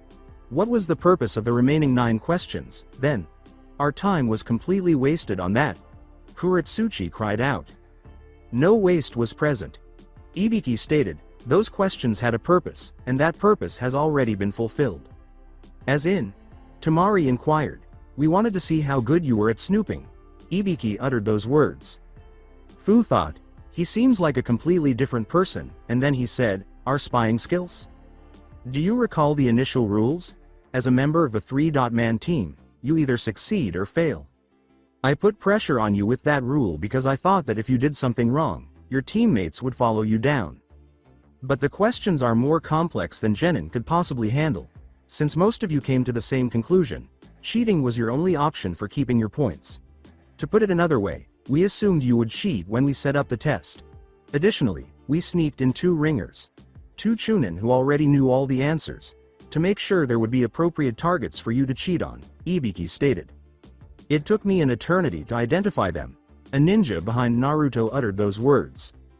Oh, I see. Me too, said a ninja behind him once more. As he removed his hite-aid to reveal burn scars and puncture wounds all over the top of his head, Ibiki said, of course, anyone who cheated in a clumsy or obvious way, failed. He added, because there may be circumstances where being caught in an act of espionage can cost you more than just your life. When many lives are at stake, you repeatedly pay in ways that can be taken away from you gradually. He has been tortured, Sasuke thought, because of the burn scars, punctures from the screws, and long slash marks. One of the Nins thought, cool, I bet his hands are even worse. But that's what he gets for being stupid enough to get captured. It'll never happen to me. Before Ibiki put his hite-aid back on, Kuretsuchi thought, perhaps I should tell Gigi? Our interrogation corps could learn a few things from whoever tortured him. If you can't hide your presence from the enemy, you can't trust the information you get.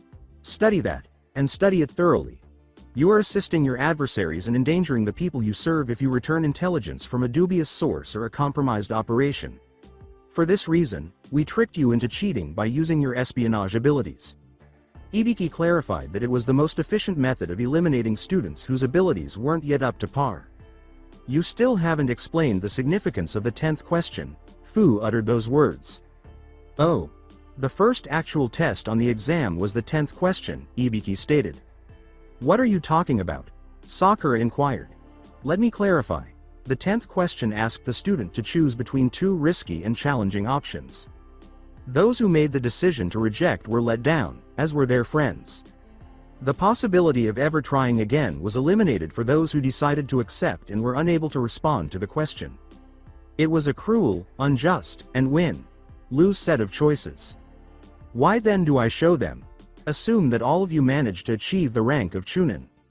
You are tasked with stealing a crucial enemy document, but you have no idea about your opponent's capabilities, deployment, or level of military readiness. Crossing an area that has been heavily mined and set with traps might be necessary. Do you agree to your mission now? Or do you turn it down instead of risking your life or the lives of your friends? Is it possible for any Chunin to get away with only accepting safe jobs? Obviously not. There will be missions that you can't turn down, no matter how risky. A ninja needs to show courage that motivates people around him and helps them get over their fear. This is the quality that we look for most in a Chunin team commander. Those who are incapable of taking chances with their own destiny. Those who would exchange the certain risk of today for the uncertain future of tomorrow. Or weaklings who only make poor choices. They have absolutely no place among the Chunin, in my opinion. You correctly answered the nearly intractable 10th question by opting to accept. You can likely overcome all of the many uncertainties and challenges you will encounter if you maintain that mindset. The first obstacle has been overcome by you. The Chunin selection exam's first section is now over. I hope you put up a valiant fight, Ibiki clarified. Newly arrived Second Chief Examination Officer Mitarashi Anko, was written on a banner that appeared to be in front of a woman when something suddenly crashed through the window and 4 kunais were embedded into the room's walls. She wore her Konoha Hite.8 on her forehead, wore a light brown jacket with a fishnet shirt underneath, and had her black hair pulled back in a ponytail. There is no reason for any of you to rejoice. Mitarashi Anko is the second examination officer. People, you're wasting your time. Come on, come with me, Anko shouted. Are you unable to sense the atmosphere here? As he emerged from behind the banner, Ibiki inquired. As Anko noticed something, Sakura thought, this new officer almost reminds me of Naruto before he got the Rinnegan. R80. 4 of you still here, Ibiki. You defeated 28 teams? You obviously gave them too much leeway, Anko remarked. This year, we have applicants of exceptional caliber, Ibiki stated. Yes, exactly. Before the next test is completed, I'll reduce the number by half, Anko declared. Man, I really don't want to know what the second exam is, Takimaru thought. Cut us down by half. Aha. The mere thought of it charges me up. As soon as we move to our next location, I'll go into more detail, so pay attention, before leading all of the genin to the location of the second exam, Anko said. Konoha, also known as the Forest of Death, Training Field 44. Everyone was waiting for the proctor to announce the test's purpose outside the fence enclosing the forest. This time, the test was primarily a survival test.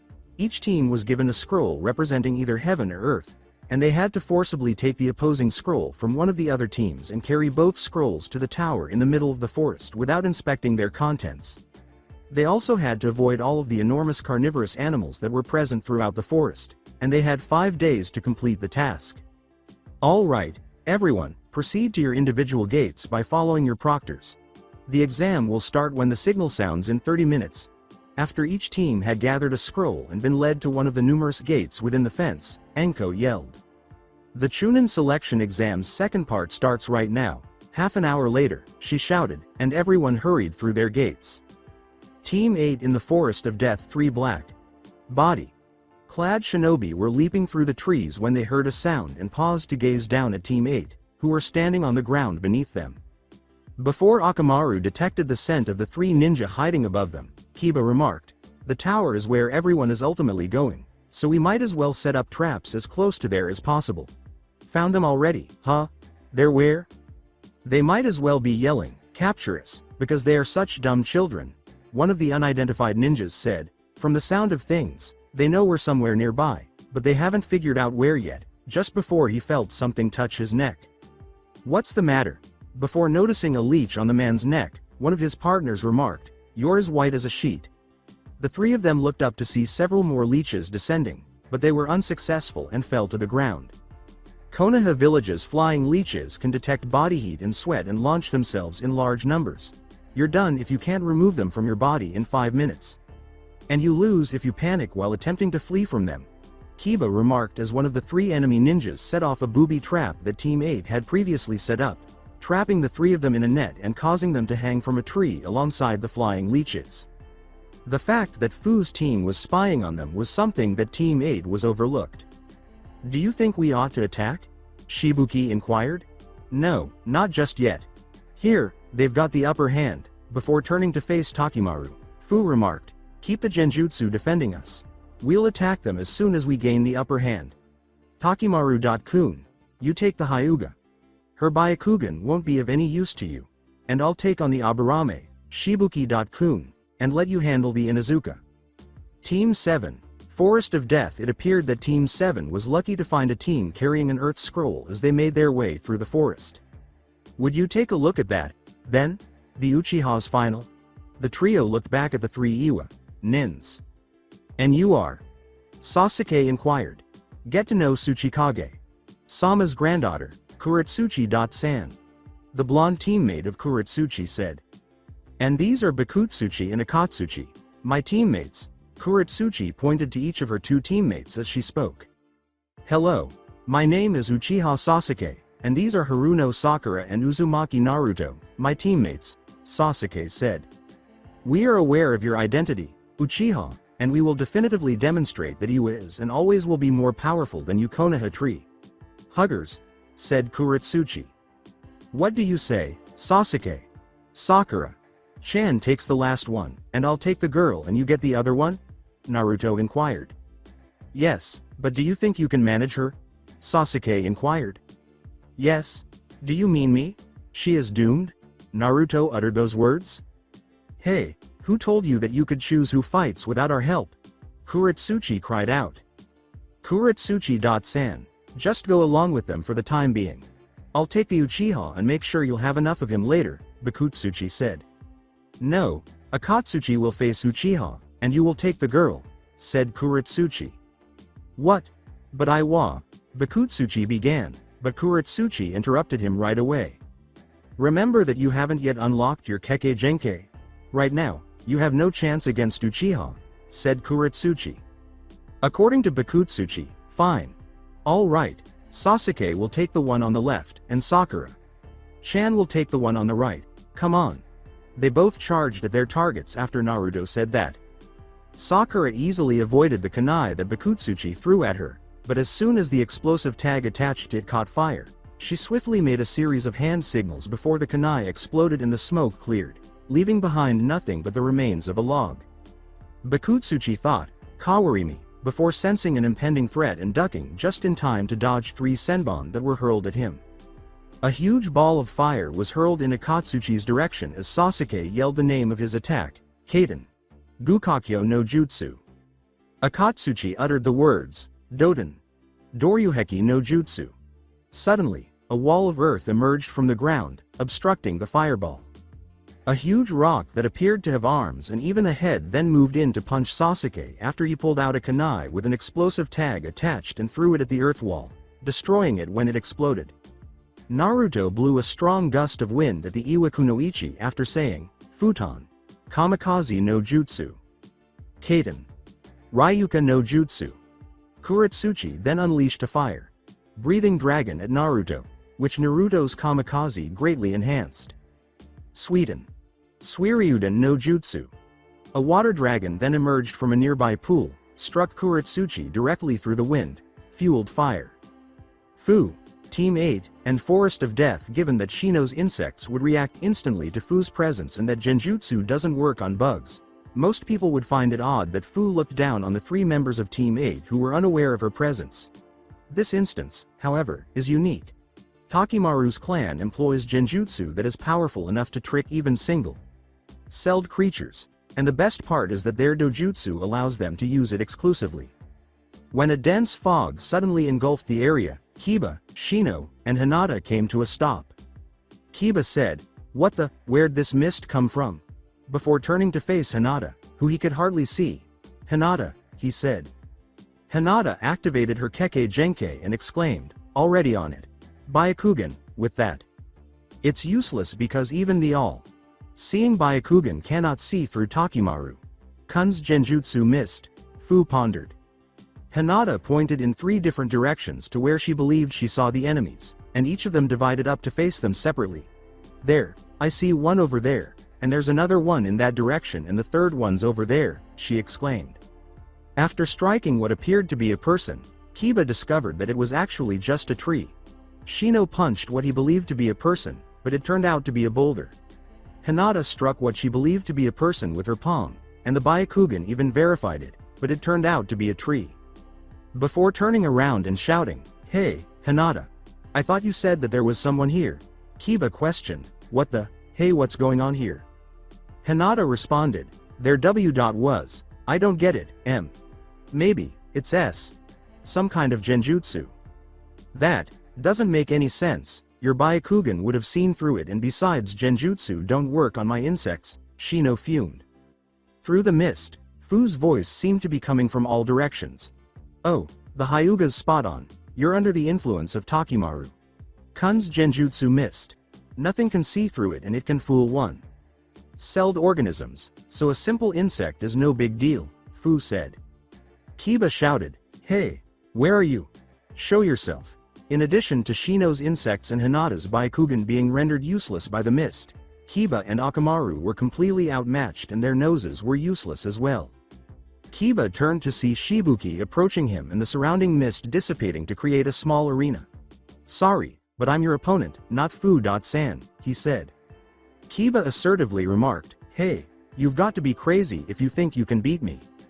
I don't know about that. After all, you're the ones who got trapped in our trap and you didn't even notice that we've been following you three ever since we entered this forest, Shibuki replied. What? How could we have failed to see them? Kiba pondered. As if he could read Kiba's mind, Shibuki exclaimed, in case you're wondering how you didn't notice us, simple, Takimaru's genjutsu. In order to break the genjutsu, Hinata was searching for the person casting it. If she could remove him, that would be the goal. She jumped in surprise when someone behind her said, looking for me, and then turned to face him as the mist cleared to create a small arena. He wore a green shirt with the Taki insignia on the front and a red circle on the back that nearly looked like an eye. He had glowing red eyes and shoulder-length brown hair. In addition, he had his Taki Hite.8 around his waist and was dressed in blue pants. Takimaru exclaimed, man, I can't believe that she made me fight a girl. Since Sino was an Aburame, this would be a complete mismatch because insects essentially worship her, or rather, they worship her tenant. However, she would still be able to turn any of Shino's insects against him. Shino brought out his insects, and Fu was standing in front of him, in the small clearing in the mist, smiling. Kuretsuchi, Team 7, and Forest of Death. Yotan. Sakaigyo no Jutsu. Kuretsuchi yelled before spitting quicklime at Naruto, which struck the blonde's feet in the surrounding ground as he performed a number of hand signals. She yelled, Sweden. Mazurapa, and then spat a lot of water onto the quicklime, which caused it to solidify in a few seconds. Yotan?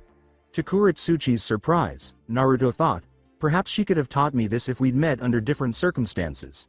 He channeled ice chakra through his feet, freezing the quicklime, and succeeded in breaking himself free. How did you? Inquired Kuretsuchi. Before weaving a string of hand signals, Naruto exclaimed, let me show you. Hayaten. Sensatsu Suisho. Kuretsuchi's Mazuranpa's water shot into the air and turned into ice needles, which flew in her direction as she made a series of hand signals. She slammed her hands on the ground as Kuretsuchi called out, Earth style. Earth dome jutsu. Suddenly, a dome of earth rose up around her, shielding her from the needles. A female voice yelled, Futon. Daitopa no jutsu. Suddenly, a huge wind vortex was hurled at them. Sakura, Bakutsuchi, Akatsuchi, and Sasuke were able to dodge it in time, but Naruto and Kuretsuchi were unable to do so and were carried away by the strong winds. After hiding behind a tree and periodically checking to see if the person who had attacked them was still there, Bakutsuchi eventually found the courage to go and try to locate his two teammates. He yelled, Hey, Kuretsuchi.san, Akatsuchi, where are you? But got no answer. Sakura was hiding behind a tree with Senbon ready in case she was discovered, but Bakutsuchi failed to notice her. She turned to see Bakutsuchi standing there, and a voice behind her said, You know, I might get the wrong idea if you keep hiding from me like this. If I didn't know any better, I'd say you were scared of me. Sakura questioned, Why would I be scared of you? Bakutsuchi inquired, and what's that supposed to mean? Hey, Bakutsuchi.san. Bakutsuchi and Sakura turned to face Akatsuchi, who was the source of the voice. Oh, wonderful. I just hope the third one doesn't appear now that there are two of them, Sakura pondered. Akatsuchi approached them and said, Hey, Bakutsuchi.san. I've been searching all over for you. Huh? Before turning to face them and asking, Where's Kuretsuchi.san? And what's she doing here? I don't know where Kuretsuchi.san is. And it seems that the tree huggers might have gotten separated from each other as well, said Bakutsuchi. Hey, I've got a good idea. Why don't we cooperate for now, until we've located our missing teammates, suggested Sakura. Bakutsuchi shouted, What? Why on earth should we team up with you? I think it's a good idea, Akatsuchi exclaimed. Bakutsuchi remarked, What? You can't be serious. And besides, whoever attacked us was strong enough to separate us so easily. We might need their help to defeat him or her, said Akatsuchi. Sasuke's Forest of Death when he heard footsteps behind him. Sasuke, who had been hiding under some bushes, stood up and turned to face Sakura. It was Sasuke.kun, she exclaimed. Sasuke uttered the words. Sakura, as Bakutsuchi and Akatsuchi emerged from behind a tree. Bakutsuchi exclaimed, "And don't forget about us," and Sasuke instantly pulled out a kunai. "Sakura, what are you doing with them? Or are you Kuretsuchi in disguise?" asked Sasuke. Ignoring the teasing, Bakutsuchi said, "Nah, it's your girlfriend, alright." But Sasuke wasn't persuaded. "We only decided to work together till we've found Naruto and Kuretsuchi," said Sakura. "Not to mention the guy that attacked us. Safety in numbers, you know," said Bakutsuchi. The five turned to face Naruto as he approached them, but Sasuke sensed something was strange. "Yao, are you guys alright?" he asked. Sakura was taken aback by her teammate's statement when Sasuke exclaimed, "Naruto, remove the sunglasses." Bakutsuchi-san and Akatsuchi-san would see the Rinnegan if Naruto took off his sunglasses here. "Are you insane, Sasuke-kun? If Naruto takes off his sunglasses right now, then," however, Sasuke interrupted her. After saying, "Don't worry, Sakura, I know what I'm doing," Naruto took off his sunglasses to show off his green eyes. "What on earth became of the Rinnegan?" Sasuke merely exclaimed, "Busted," and hurled a kunai at Naruto, but the blonde easily sidestepped it. Before being engulfed in a puff of smoke, Naruto exclaimed, "Hey, well done." He was replaced by a woman with long, black hair, an odd hat on her head, and a Kusahite.8 on her forehead. "What gave me away?" he asked. Sasuke remarked, "You were way off with the eyes. Strange, and according to that Kabuto guy's card, he has blue eyes, so what did I do wrong?" the woman responded. "Well, let's just say that the picture on that card was a little outdated," said Sasuke. Bakutsuchi questioned, "Outdated? How can someone change the color of their eyes?" As the woman removed her hat, Sasuke remarked, "Don't worry about it. Now then, shall we begin?" Naruto, Kuretsuchi, and the Forest of Death. Naruto and Kuretsuchi were lying by the roots of one of the forest's large trees, in a very suggestive position. Naruto was lying on top of Kuretsuchi, facing down, while she was lying with her back to the ground, facing up. With the exception of the fact that they were still unconscious, it was almost as if they were kissing, but that was about to change. They both opened their eyes simultaneously, ringed purple and pinkish black, and jumped away from one another as soon as they could, coughing to clear their throats of the taste. After an awkward silence, Kuretsuchi asked, "What happened?" Naruto spun around and exclaimed, "Someone attacked us with a futon jutsu, instead." Before noticing Naruto's eyes, Kuretsuchi remarked mockingly, "Thanks for stating the obvious, pretty eyes, by the way." Naruto raised his hand to check if the sunglasses were there, but they weren't, and when he looked down, he saw that they were broken and on the ground. "What?" he said. Kuretsuchi questioned, "What's with them anyway? Is it some kind of dojutsu?" Why?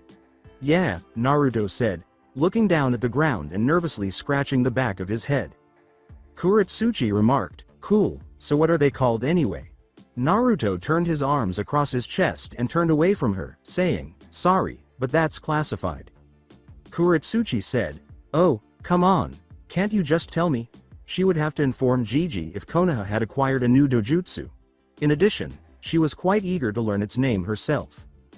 Just before a shadow passed over them and they looked up to see a giant snake, Naruto remarked, "Are you stupid or something? Only a few in Konoha even know about these eyes, and you expect me to tell you? An Iwa.nin?" Kuretsuchi inquired, "Where'd that thing come from?" Before the snake charged at them and tried to devour the two, Naruto questioned, "How am I supposed to know?"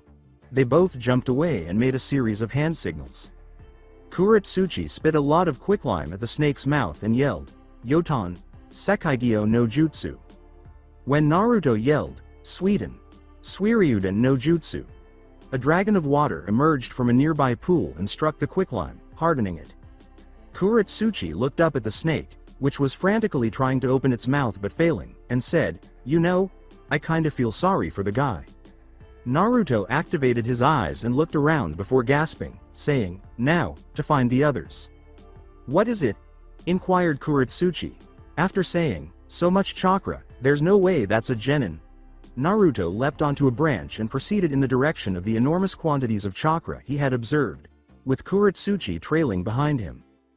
Kuretsuchi, Team 7, and Forest of Death Sakura, Bakutsuchi, Akatsuchi, and Sasuke were standing in front of the Kusa.nin, who had tried to fool them into thinking they were safe by posing as Naruto.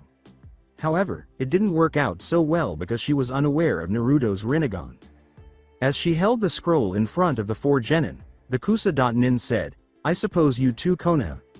Nins would like to steal our Earth Scroll, wouldn't you, since you've already got a Heaven Scroll?" She then swallowed the scroll and said, "Now, shall we see, just who shall be stealing scrolls from whom? We'll fight to the death."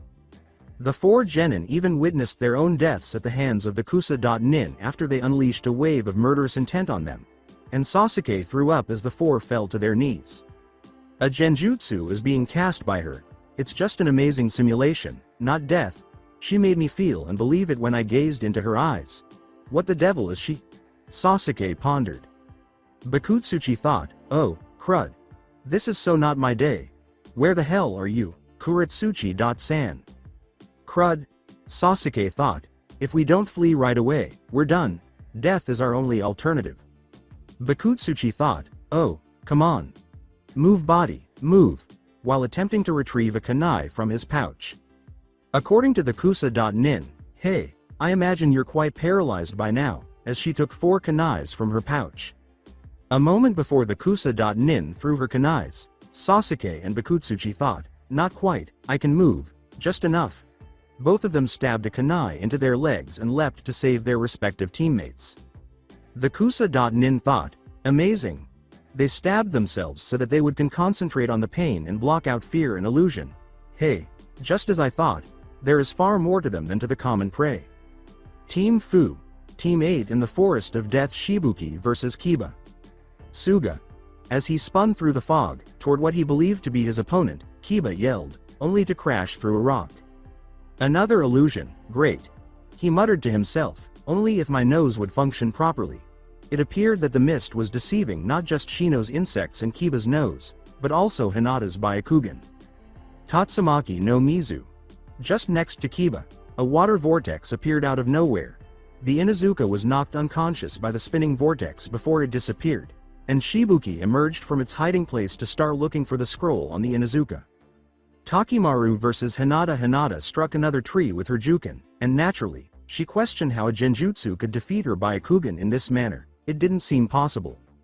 The Hyuga jumped away just before the explosive tags exploded when 3 kunai, each with an explosive tag attached, suddenly flew down and embedded themselves in the ground close to where she was standing. After looking in the direction of the branch from which the kunai had come, Hinata leapt to her feet and struck what appeared to be a human silhouette before realizing that she had struck a tree. Her eyes widened as she turned around and saw that it was a trap, but it was too late because she felt someone hit her hard and knocked her out. Shino vs Fu. Before he saw a stream of insects flying at him, Shino thought, My insects appear to be useless in this mist. I have to find a way out of it, and fast." He dodged the insects, but they disappeared, leaving 3 shuriken in their place. Before some red particles appeared in the air and the mist dissipated to reveal that the 3 Taki nins were gone and that Kiba and Hinata were both unconscious, he thought, "Shuriken. So, she's using the mist to her advantage. Letting it fool me into thinking that her shuriken and kunai are insects. Oh, Kiba, Hinata." Before rushing to them, he shouted. Kuratsuchi, Team 7, and Forest of Death Sakura, Bakutsuchi, Akatsuki, and Sasuke were up in the trees at the moment, praying that the person who had attacked them earlier wouldn't discover them. "Speak to me, Sass," Sakura began, but Sasuke covered her mouth with his hand. The Uchiha thought, "We need to move quickly or she'll find us again. The question is how to avoid her. How do we run?" Before Sakura saw a big snake descend and gaze at Sasuke, she thought, "Sasuke-kun is so jumpy, I've never seen him like this. Oh no, snake." The 4 of them then leapt in different directions, and the snake followed Sasuke. "I saw the snake too," Akatsuchi said. Before the snake hissed and the Uchiha nearly saw the woman who had attacked them, Sasuke thought, "Whoa, my chakra is so out of whack, I overlooked a giant snake. Yes. Get lost," he shouted as he hurled multiple shuriken into the snake's head, causing it to fall to the ground lifeless. Then, out of the snake's skin, the Kusa.nin emerged. For shame, dropping your defenses. As a good prey would, remain alert. For the predatory, it greatly increases the reward of the chase. She said that before slithering like a snake up the tree towards Sasuke. Suddenly, a number of shuriken and kunai flew down and lodged themselves in the trunk directly in front of the Kusa.nin. We apologize for being late. Then, as everyone looked up, they saw Kuretsuchi and Naruto standing atop a branch. Awesome. Oh, Naruto, that was fantastic, Sakura yelled. Kuretsuchi.san. Akatsuchi nodded as Bakutsuchi shouted, great, now we should be able to win this. Kuretsuchi and Naruto to the rescue. Huh? Now would be a good time to run for your lives, even though you're totally excited to be saving the day. We're completely out of our league with this guy, Sasuke said. When the Kusa.nin saw Naruto's eyes, her eyes widened and she thought, heh heh, my compliments on your stunning defeat of the giant snake. Naruto.kun. Kuretsuchi. Chan. Those eyes. They're the same as his, the Rinnegan. Kukakuku. This might prove to be a little more fun than I expected. Before turning to Kuretsuchi, Naruto thought, this chick is a freak. She's a woman, but all I see when I look at her is a snake. Everything about her is snaky, and I'll bet that snake was hers. Looks like we've got to cooperate for now, he said. Before demonstrating a series of hand signals, Kuretsuchi said, yeah, Kaiten.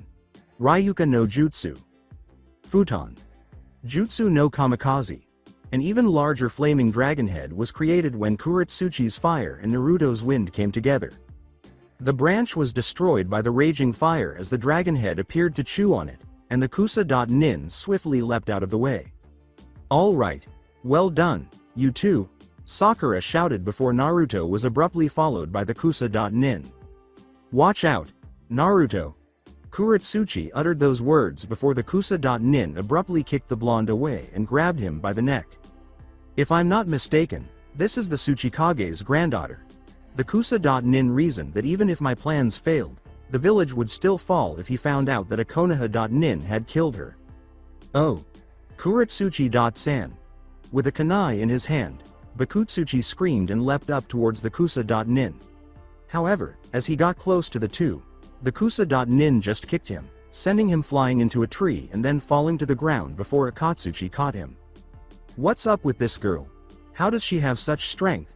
Before fainting, Bakutsuchi uttered those words. Hey, you. Let her go. Despite not knowing why he was so angry with the Kusa.nin, Naruto screamed. Then, weaving a series of hand signals, he leapt to his feet. Suiten. Suiryuden no Jutsu. As the blonde made more hand signals, he called out before a dragon of water rose from a pool of water somewhere below them. Sensatsu Suisho. Hyeten. The water dragon subsequently transformed into an infinite number of frozen needles, which made their way directly toward the Kusa.nin. Before Naruto landed on the branch directly in front of Kuretsuchi, the Kusa.nin had to let go of her as she jumped to avoid the needles. As she turned to face them, she saw that Naruto's eyes had changed slightly, with crimson pupils and black, vertical slits in them. Before hurling a number of kunai with explosive tags attached towards the two, she thought, so, he's the Kyuubi Jinchuriki, eh? However, as the kunai got closer to them, Naruto felt a slight sting in his eyes as they appeared to widen, and a shockwave came out from where he and Kuretsuchi were standing. This knocked away the kunais and destroyed the tree they were standing on, along with a number of nearby trees. The tree that Naruto and Kuretsuchi had been on earlier collapsed, so they hastily leapt to another branch. What was that? Kuretsuchi inquired. Naruto, who hardly remembered the events of the previous minute, said, I don't know. Before making a series of hand signals and slamming her palms against the branch she had leapt over to, the Kusa.nin thought, it seems like he can't yet control the power of those eyes. Kachiyose no Jutsu. A huge snake materialized in a puff of smoke, then lowered its tail to attack Naruto and Kuretsuchi. However, the two of them leapt aside and landed on a different branch. Before they both woven a series of hand signals, Kuretsuchi said, let's take out this one the same way we took out that other one. Naruto nodded. Yotan. Jutsu no Sekaigyo. As she spat a good deal of quicklime in the snake's direction, Kuretsuchi spoke. Suiten. No Jutsu, Suiryuden. Before a water-based dragon emerged from a pool beneath them and made its way to the snake, Naruto uttered those words. Akatsuchi nodded as Sakura said, "They sure make a surprisingly good team." The water dragon and Quicklime rushed toward the snake, but the latter deflected their blows by bringing its tail in front of its head. "Ah, dude. He was able to block it." Naruto uttered those words. Kuretsuchi said, "Thanks for pointing out the obvious, tree hugger." Subconsciously channeling chakra into his arm, Naruto then leapt in the direction of the Kusa.nin. "Hold on. What are you, Naruto?" Just before the blonde struck the snake's nose with such force that it was knocked backwards, Kuretsuchi said. The Kusa.nin's incredibly long tongue suddenly descended, wrapped itself around Naruto, and raised him to eye level. "Hey, leave me alone!" Naruto shouted. "Heh, the Kyuubi brat is still alive and kicking, and he even has the legendary Rinnegan. How fascinating that, when he is consumed with rage, he loses himself, and a bit of the Kyuubi trapped within comes through. An amazing development." The Kusa.nin thought as she made a number of hand gestures and lifted the blonde's jacket to reveal the seal. "There's the proof. The spell that seals the monster within appears on your skin like a tattoo." Tiny purple flames appeared on her fingertips, and she struck Naruto on the stomach, strengthening the seal. "Kun Sasuke. Naruto needs your assistance." Sasuke had just been standing there like a statue the entire time, so Sakura yelled. The Kusa.nin reflected before throwing Naruto away, saying, "After being trapped within him for a dozen years, the Kyuubi and Naruto's native chakra and psyche have apparently gone from enmity and opposition to coexistence, and are on the very brink of symbiosis." Sakura thought, "He's going to fall," before hurling a kunai and shouting, "Naruto." Kuretsuchi then wove in a series of hand signals, and the kunai grabbed Naruto's jacket and chained him to a tree. Doryuso, Doden. She just avoided the spikes of earth that suddenly emerged from the ground and flew in the direction of the Kusa.nin before coming up beside Kuretsuchi and punching her so forcefully that she was knocked unconscious. "San Kuretsuchi." Akatsuchi shouted. "Sasuke-kun, Naruto might not resemble you at all. Even though he can be quite annoying at times, at least he has courage. Naruto is not a coward. Correct?" Sakura screamed, and Sasuke remembered his brother's words following the clan's murder. "You're pathetic, Ototo. Hate me until you can kill me if that's your goal. Hate me and keep on living. Be the coward that you are. Holding on to life. Without dignity." He thought, no, as he turned on his Sharingan. The Kusa.nin thought, heh. It seems like the blood of his ancestors is rising up in this one, demanding action. Sasuke.kun. Sakura remembered. The Kusa.nin thought, "We'll take our time, so you can show me all your moves," before squelching the snake. Sasuke then removed 5 kunais and what appeared to be a miniature Fuma Shuriken from his weapons pouch.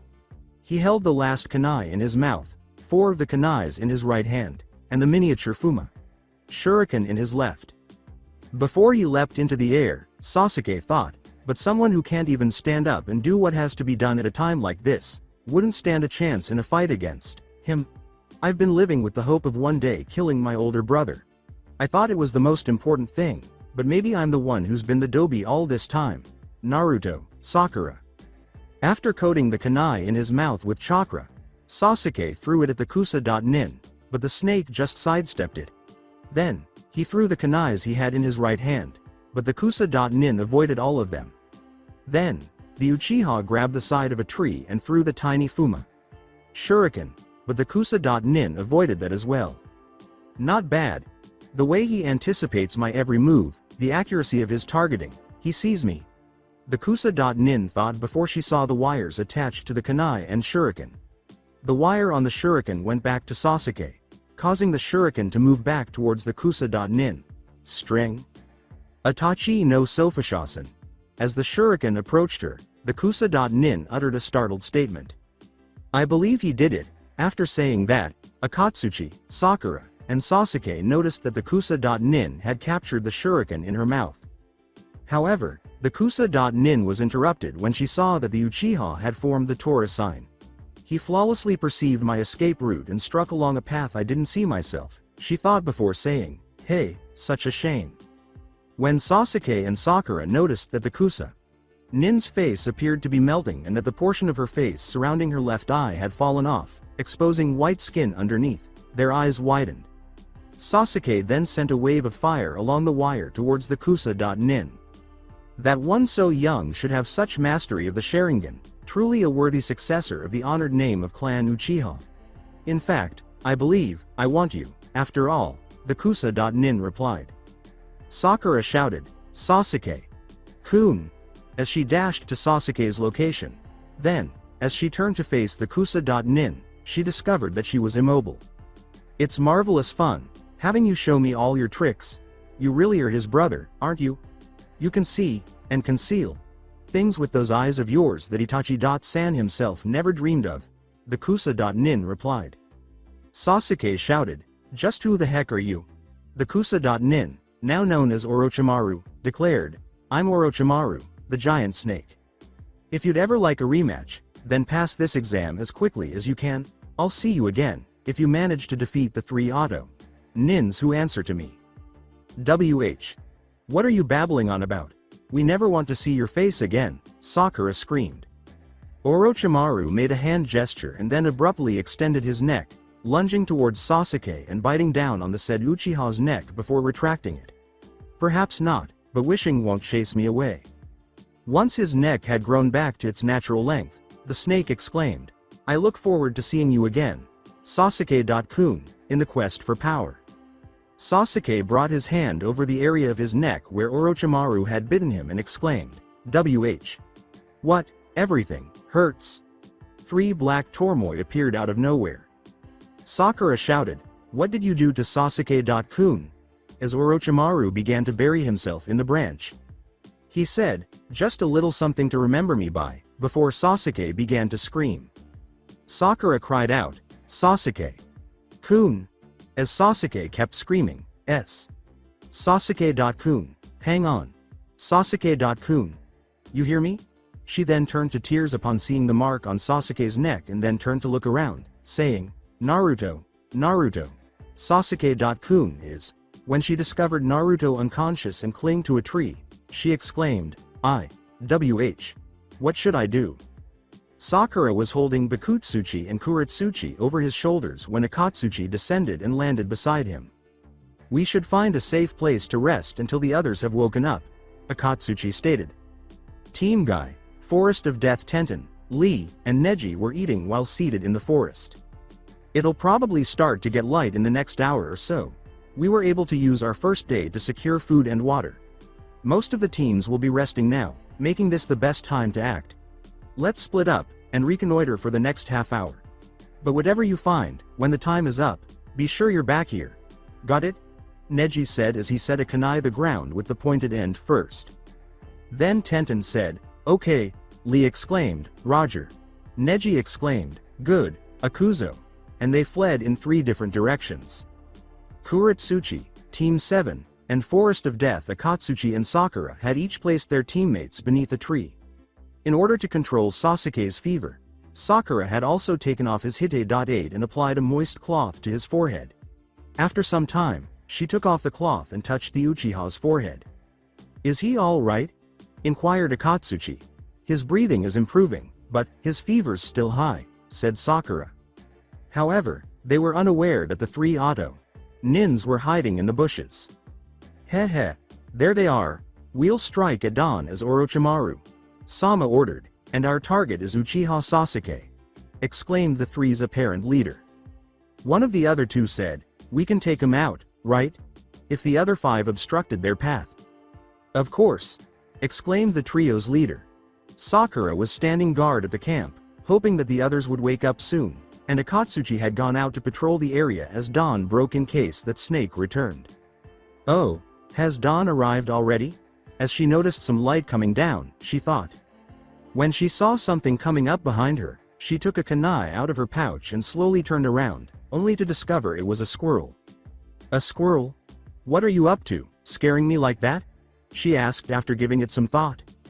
When the squirrel approached her, she saw that it was getting very close to one of the traps that she and Akatsuchi had set there. After that, she threw the kunai, and it struck the ground right in front of the squirrel before it fled. That was pretty close. It was too near, Sakura pondered. One of the auto. Nins remarked, that's pretty tightly wound. I wonder if she noticed the explosive tag we stuck on the squirrel. No, that's not it, said the three-person leader. Another said, what then, Dosu? What's going on? The three's leader, now known as Dosu, remarked, we'll have to get closer to find out. So, what are we waiting for? Lee's forest of death through the forest. Lee leapt from branch to branch until he came to a halt at one of the branches after noticing 20 tree leaves falling. Sakura-san will adore me if I can catch all 20 of these leaves before any of them fall to the ground. However, my love for her will never be returned if I miss even one. She will also most likely tease me about my hair. After giving it some thought, he leapt down toward the leaves and began catching them one by one. As he reached for the final leaf, he thought, just one more try. Then, out of the corner of his eye, he saw something. He noticed a squirrel with an explosive tag attached to its back. Boom! With the squirrel in his left hand and the explosive tag in his right, Lee lay on the ground as the smoke cleared. As he crunched the tag, Lee remarked, just in the nick of time, an explosive tag, on a very short timer. Who would do something so cruel? Team 10 in the Forest of Death Neji passed Shikamaru, Ino, and Shoji, who were concealed behind some bushes. Come out of hiding, unless you're a coward, Neji replied. Before turning to face the other two, Ino muttered, how'd he spot us when we hid so fast?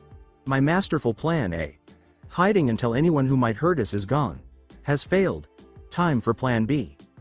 Shikamaru muttered, what a drag, finding us like that, just before the trio emerged from the bush. Oh, what an honor. Hyuga Neji. Sama, last year's Rookie of the Year, fancy meeting you here, Ino replied. Shikamaru exclaimed, wow, can I have your autograph? Neji began, oh, it's you three, before removing her hairstring and saying, I can't tell you how long, I've dreamt of meeting you. Ino thought, get a load of this. As he left, Neji said, get lost. Why? Why didn't he think I was attractive? What is the matter with him? I'm furious about it. As she furiously threw her fist in Neji's direction, Ino thought. I attempted to inform you that he would not pursue it, Shikamaru pondered. Hey, does that fist you're shaking in my direction mean you want to fight me? Neji responded. Ino exclaimed, heh heh.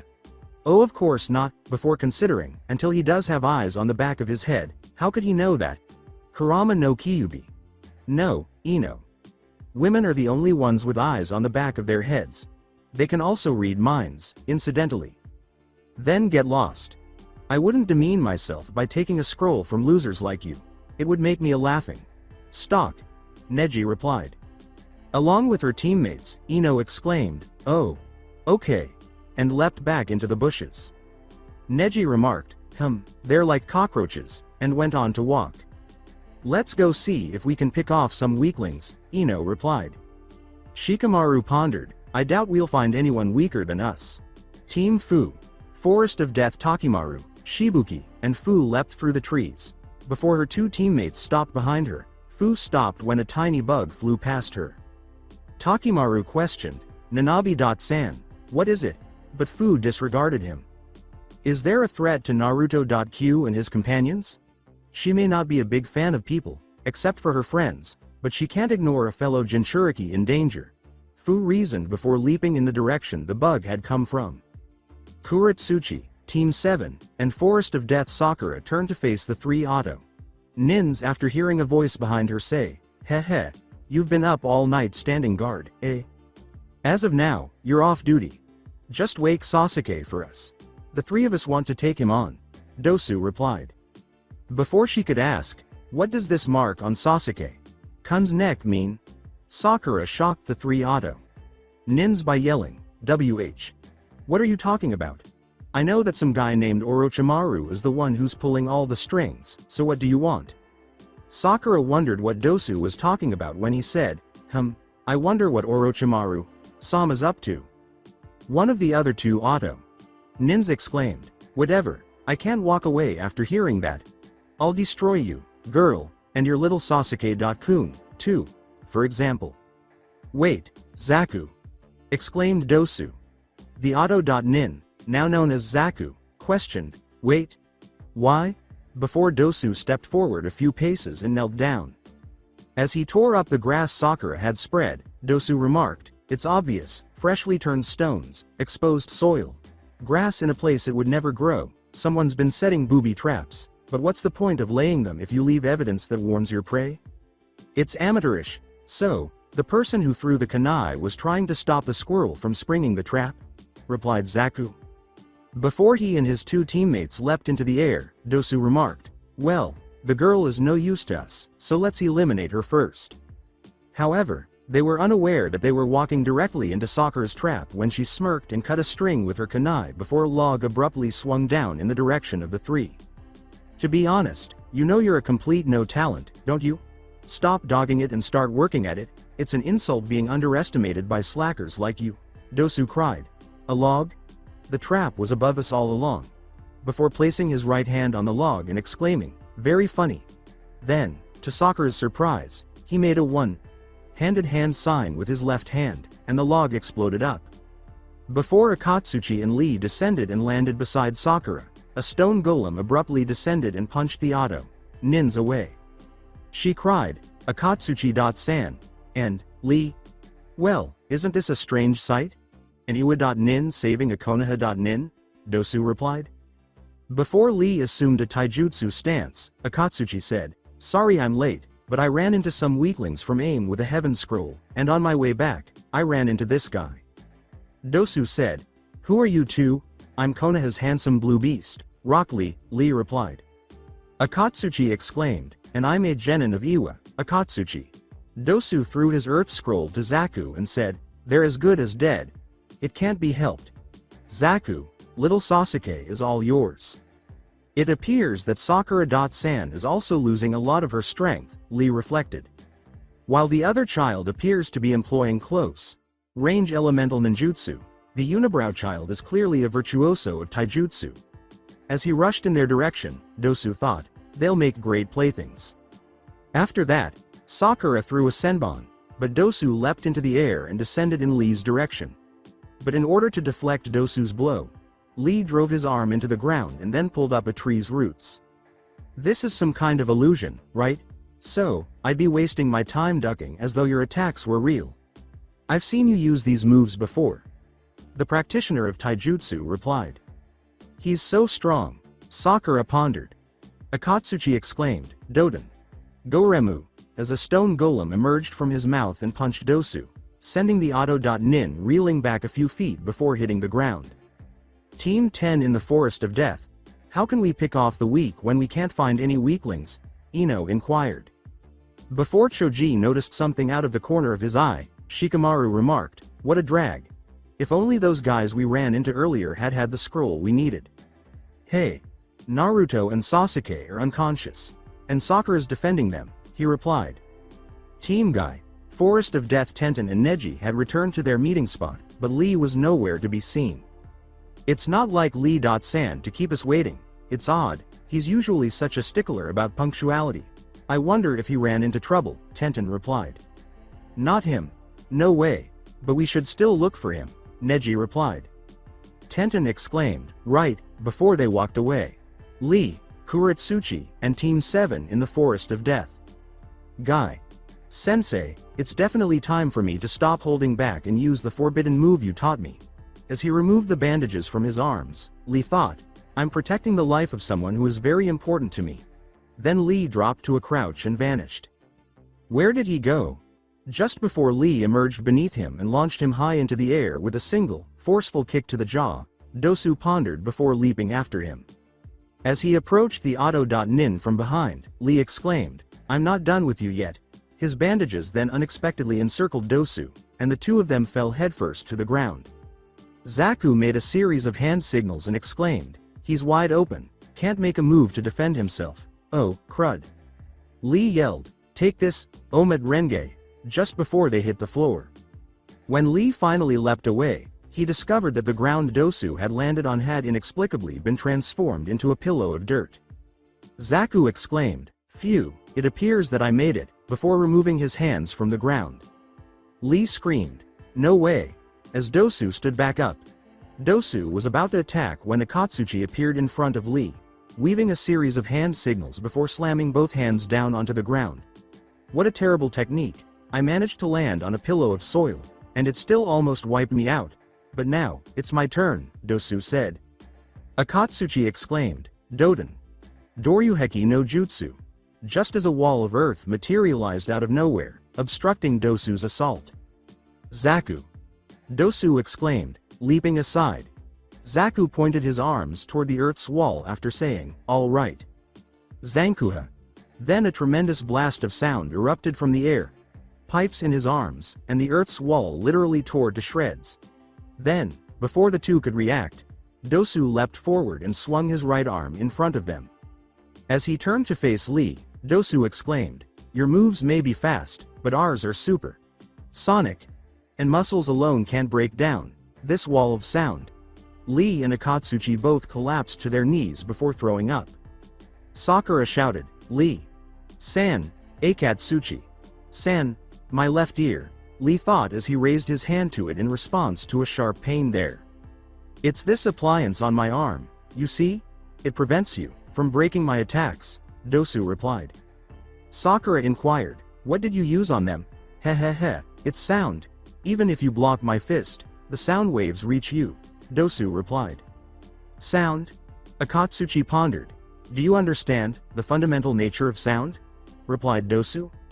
Sakura pondered, vibrations, precisely. When you hear a sound, it's actually those vibrations displacing the air, which trembles against your eardrum.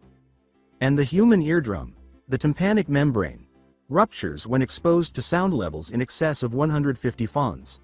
Moreover, if the sound is powerful enough to upset the semi-circular canals of the inner ear, it becomes impossible for you to maintain your balance. Heh, and it will be some time before your equilibrium returns. Dosu elaborated.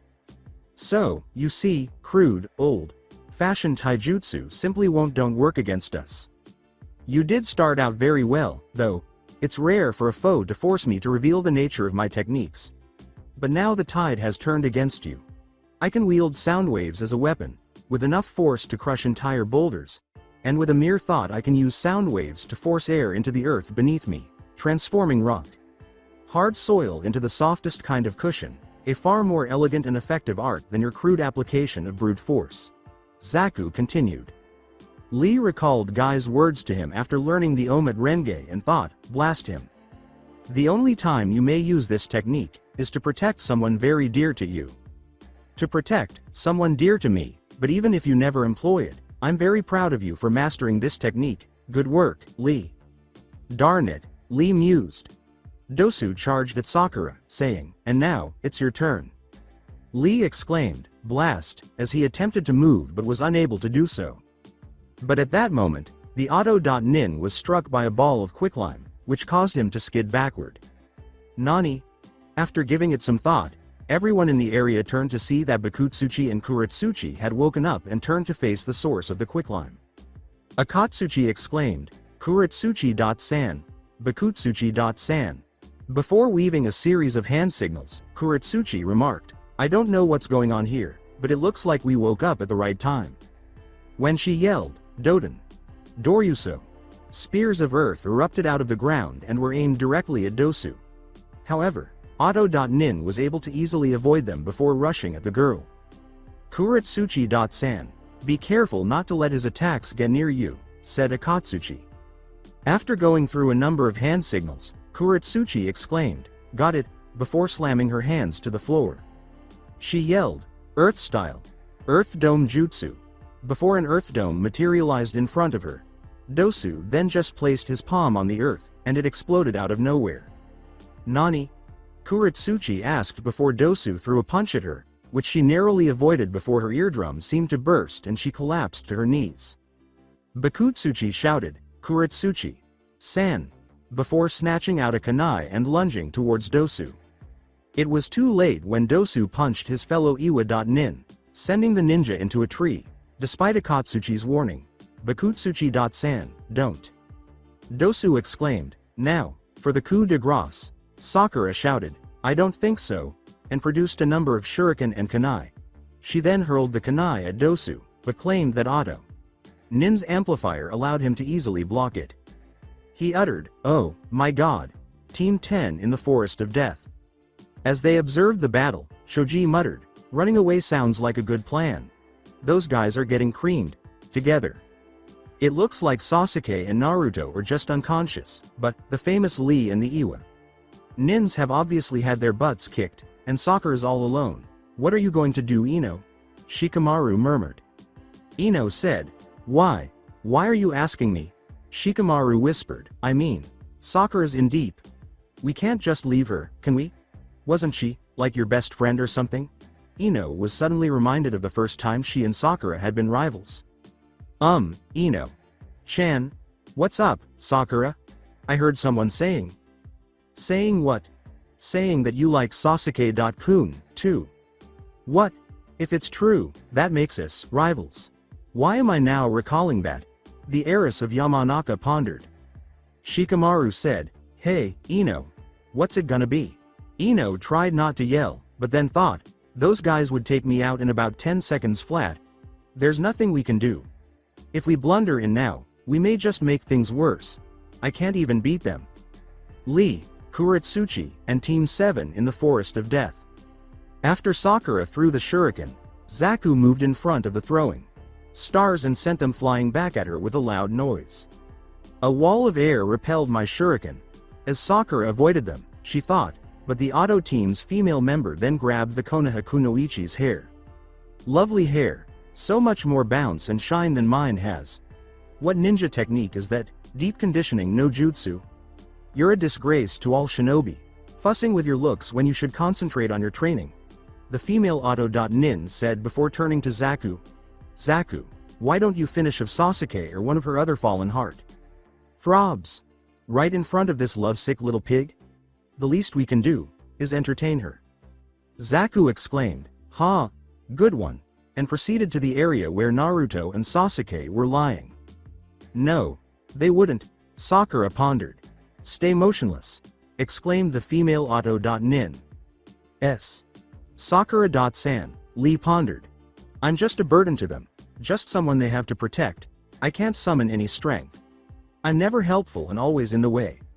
Oh no, this time, I hoped, it would be different. I have to help the people I care about this time, Sakura pondered. Zaku approached the two sleeping genin and said, All right, let's do it. When Shikamaru whispered, Hey, Sasuke and Naruto are in deep trouble. What are we going to do? Ino pondered. At that point, the female Auto.nin saw Sakura draw a kunai. Your tricks are useless against me, little girl, she replied. Before she surprised everyone by cutting her hair to break free from the Auto Nin's grip, Sakura asked, You think so? Nani, exclaimed the female Auto.nin, startled. I'd always considered myself a full-fledged ninja, proud to be on an equal footing with my teammates, scolding Naruto and crushing on Sasuke-kun while safely observing them from the sidelines. However, they would both do whatever it took to keep me safe. Lee.san claims to like me as well, and he put his life in danger to protect me. You are all my teachers, and you have all taught me how to be like you. It is now your turn to keep an eye on me.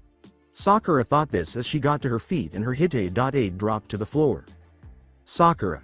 Ino pondered.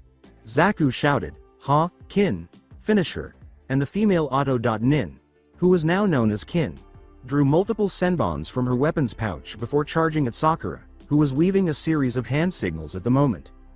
She's making those signs.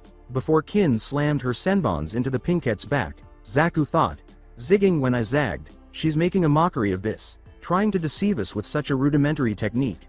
Sakura simply turned into a log. Then Zaku saw Sakura running toward him, holding 4 kunais each.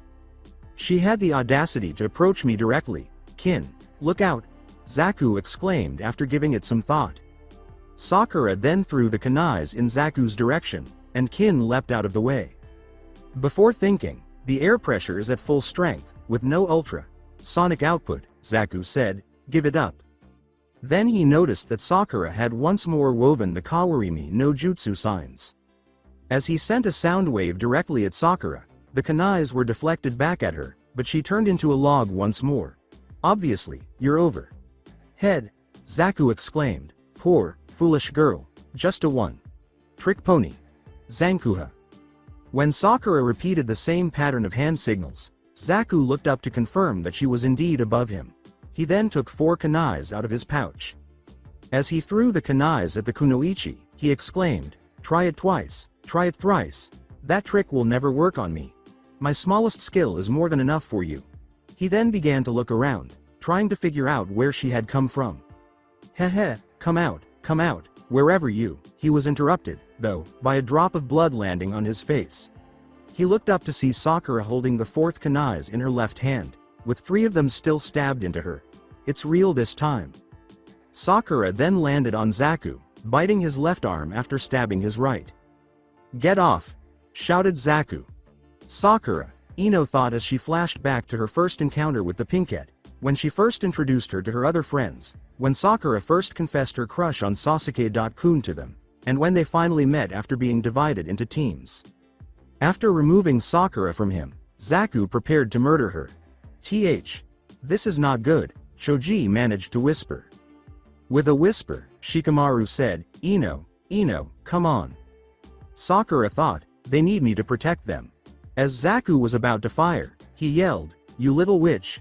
To everyone's surprise, Team 10 appeared in front of Sakura, Shikamaru clutching Choji's scarf. The freak parade just goes on and on," he said. Sakura said, Sakura, I told you, I'd never let you show me up," Ino replied. The mindscape of Sasuke before Sasuke, who seemed to be a younger version of himself, he hovered in a world of pure white. "Who are you?" he pondered. The younger Sasuke remarked, "2.san and Ka.san, needn't have died." "The me? From ages ago?" the elder Sasuke pondered. The younger Sasuke brought his hand up to his left eye and began tearing off the skin around it to reveal Orochimaru's eye. His voice changed to Orochimaru's, "Because you're nothing but a weakling. Ultimately, without strength, there's nothing you can do. I wasn't strong enough. Our clan was destroyed. Everyone was killed, because you let them die. You just stood there and watched." Lee, Team 7, Team Kuretsuchi, Team 10, and Forest of Death. "Ino, why?" asked Sakura. "Did you think I was going to let you make the big sacrifice and hog all the glory in front of Sasuke-kun?" Ino replied. "More of these annoying little bugs have crept in, and started swarming," said Dosu. What are you guys thinking? Those creeps are too dangerous. They'll eat us alive." "Shikamaru, let go of me," Choji screamed. "Nope. No way. Sorry, buddy, but that's the way it is. We're the men here. We can't run away when Ino's ready to risk her life fighting. Not even if we die," Shikamaru replied. "Sorry I dragged you boys into this. But we are a 3-man team, all for one and one for all," Ino replied. "What's meant to happen will, I guess," Shikamaru exclaimed. "Heh, we'll let you off the hook if you want to run, fatty," Zaku replied. "What did that guy just say? I could have sworn he called me," Choji replied. "If this guy says that word again, it's a big no. With Choji," Shikamaru pondered. "You're welcome to run away, if you can find a hiding place that's big enough, fatso," said Zaku. "Pleasingly plump people unite," screamed Choji. "I'm not fat, I'm just pleasingly plump." "Unreal," Sakura pondered. "Does everyone understand? Do you get me? Konoha and the Auto Ninja are at war," Choji barked. "Good luck. Choji has gone crazy," Ino pondered. "This is becoming a total drag," Shikamaru exclaimed, releasing Choji's scarf. "Before considering, our orders were to find and kill Uchiha Sasuke under the cover of this exam, but," Zaku remarked, "it certainly is." "Sakura, stay here and watch over your team," Ino replied. Then Sakura exclaimed, "Right, this is it, Team Ino. Up and at him, full speed ahead," Ino screamed. "Yes, ma'am," exclaimed Shikamaru. Ino shouted, "Ino. Shika. Show formation. It's on you, Choji," as Choji gestured with his hand. Choji exclaimed, "Okay. Baika no Jutsu," and then he doubled in size, resembling a ball with tiny arms, legs, and a head that read, Nikuden Sensha. Then, as Choji began rolling in Zaku's direction, his head, arms, and legs entered his body. Zaku sent a sound wave at Choji, saying, "What kind of freakin' jutsu is that?" Just a fat guy rolling himself around. Zankuha. However, Akamichi held his own and, after a few seconds, he leapt into the air, asking, "Flying? How is that possible?" That type of rotation is really detrimental to air pressure, ultra, sonic waves. Perhaps I will be crushed if I am struck by that thing. As Choji approached him, Zaku pondered. Dosu ran toward Zaku, thinking he was in trouble, but Shikamaru saw it. "Oh, no, you don't, Kagemain no Jutsu, since you've been the biggest drag in everyone's ascot." The Auto.Nin was paralyzed when his shadow abruptly stretched and struck Dosu's own shadow. "I can't move. Why is that?" "It's his shadow." As Zaku avoided Choji, Dosu pondered. What are you doing at a time like this?" "Dosu," Kin shouted. Ino made a hand gesture in response to Shikamaru's statement. "Ino. The woman is the only one left." "You got it, Shikamaru. Take care of my body while I'm gone," Ino replied. "Gotcha!" exclaimed Shikamaru. Ino exclaimed, "Shintenshin no Jutsu," and then abruptly passed out as Shikamaru grabbed her before she could fall to the ground. Choji said, "Man, that makes my head spin," and got to his feet. To demonstrate that it was Ino in Kin's body, Kin abruptly withdrew a kunai and raised it to her own throat. "What do they think is so funny?" She smirked as she saw both of them. "You're finished. If either of you makes a move, your teammate, Kin, is as good as dead. Both of you, leave your scrolls here, and go finish the exam without them. When I can no longer sense either of your chakras, I'll release Kin," she yelled. When Sakura realized what the Auto.Nins were planning, she yelled, "They're going to." Zaku pointed his left arm at Ino, Kin, and said, "No." Then, with a sound wave directed directly at Ino, Kin, Zaku sent her hurtling into a tree and then to the ground, where blood poured from both Ino's and Kin's mouths.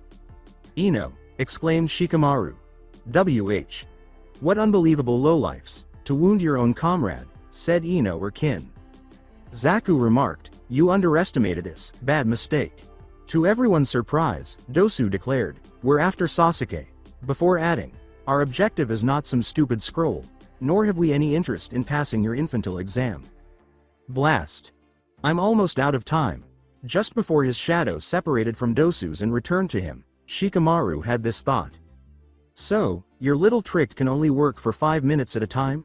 And as for the jutsu that girl is using, from the look of things, if we inflict any harm on her host, her real body suffers as well." "Heh, we can kill her by killing Kin ourselves," Dosu replied. "You're despicable." Everyone then turned to face Neji and Tenten, who were standing where the voice had come from. "You bucolic nonentities think you're all that just because your sonic powers were strong enough to wump these novices," Neji replied. "What?" asked Dosu. Zaku remarked, "Again the vermin come crawling from the woodwork." Neji glanced down at Lee. He remarked, "Looks like you blew it, huh?" Tenten said, "Lee.San." Sakura thought, "Those are Lee.San's teammates." Neji triggered his Byakugan and exclaimed, "The kid with the hairdo belongs to us. You hurt him, so now you have to answer to us." His gaze seems to be able to see through everything, Dosu pondered. Neji was about to attack Dosu when he noticed something and said, "Stop while you still can or we'll give you everything we've got." "Heh, if you find us so despicable, why won't you stop posturing and start doing something about it?" replied Dosu. The voice said, Sakura-chan, and everyone turned to see Naruto awake and trying to stand up. "Naruto," Sakura uttered. Before Naruto stood up and moved forward until he was facing Sakura, Kuretsuchi remarked, "About time you woke up, tree hugger." He then activated his eyes and looked around. Sakura-chan, bushy brows, Kuretsuchi, Iwa, Nins, Sasuke. He surveyed the defeated before glaring at the Auto.Nins, fortunately masking his eyes with his hair. "Hey. So, one of the sleepyheads decided to wake up, I see. Well, too bad. You should have stayed in Dreamland, but now we'll just kill you too," Zaku replied. Ignoring Zaku, Naruto calmly exclaimed, "Ino, return to your body." Startled that the blonde moron was aware that she was in Kin's body, Ino questioned. Huh? Why? She questioned why he wanted her to go back to her own body. Naruto said, just do it. Ino said, right. Then she made the hand gesture, Kai, and went back to her own body. Zaku yelled, what are we waiting for? Let's blow this guy out of here, Zankukyokuha, as he blasted Naruto and the others with a powerful sound wave. But as the sound wave got closer to the blonde, he instinctively held out his arms, and a shield that appeared to be blue materialized in front of him. The wave seemed to be absorbed into the young Rinnegan bearer as it struck the shield. Nani? Zaku exclaimed, and he wasn't the only one who was taken aback. Nobody in the room had ever witnessed someone using his bare hands to block a ninjutsu. In fact, not even Naruto, who had done the miracle, was aware of what had just transpired. Before rushing towards Naruto, Dosu exclaimed, looks like ninjutsu won't work on this one. Well, in that case, however, the blonde turned to face the Otto. Nins. Then, as if in a ripple pattern, two big purple eyes with 4 rings centered on the pupil appeared above the boy, stopping Dosu in his tracks. The 3 Otto Nins also began to perspire and felt as if their bodies had become much heavier. What the? Before he saw Naruto's eyes, Shikamaru wondered, what happened to his eyes? Has he developed a dojutsu of some sort? Did he wear those sunglasses for this reason? What is he? Those eyes. Having never seen or heard of eyes like Naruto's before, Dosu pondered. I'll give you one chance to leave your scroll here and escape, said Naruto. Before placing an earth scroll on the ground, Dosu remarked, obviously, we won't stand a chance against you. You don't seriously think that we would lose against some weakling like him? Replied Zaku. After saying, didn't you feel that killing intent? It would only have that effect if he's stronger than us. Dosu turned to go. Kin trailed closely behind, and Zaku reluctantly followed. You've got to tell me. Who is Orochimaru? What did he do to Sasuke-kun? And, why was Sasuke-kun the one he chose? Sakura cried, and the Otto Nins halted as they glanced over their shoulders. Before thinking, you told us to kill Sasuke, but you got to him first, Dosu remarked. I don't know, we were just following orders. And you marked him with that curse rather than killing him. What game do you play? Team Fu. Forest of Death overlooking the battle from the trees were Fu, Shibuki, and Takimaru. Shibuki questioned, whoa. What was it that blonde kid did? I don't know, but for some reason I hope I don't have to fight him, Takimaru replied. Those aren't your eyes. I've never heard of a dojutsu like that before, but he must have one. There's clearly more to you than meets the eye. Kyuubi Jinchuriki, Uzumaki Naruto, and I'm not talking about your tenant, Fu thought, licking her lips before turning to her teammates and saying, let's get out of here. Together, the two exclaimed, right, before the 3 Taki Nins fled. Guy, Team 7, Team Kuretsuchi, Team 10, and Forest of Death. Hey, Naruto. Sakura exclaimed as she approached the blonde, appealing to his interest. Naruto turned around and said, huh? What is it, Sakura? Chan. But Sakura punched him so forcefully that he flew into a tree.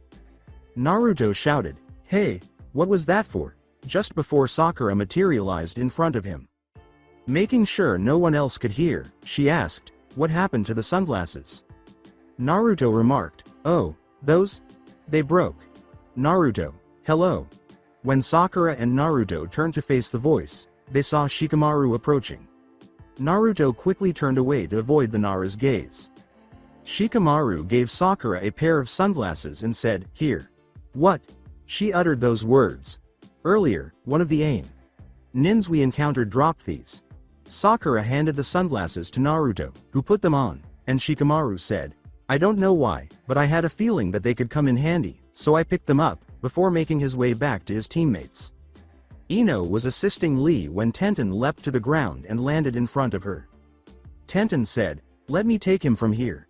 Ino then gave the boy to the weapon user, who began violently shaking Lee and shouting, Lee.san. Are you okay? Get yourself together. What? Tenten. You arrived here when? Lee inquired. We're here to save you.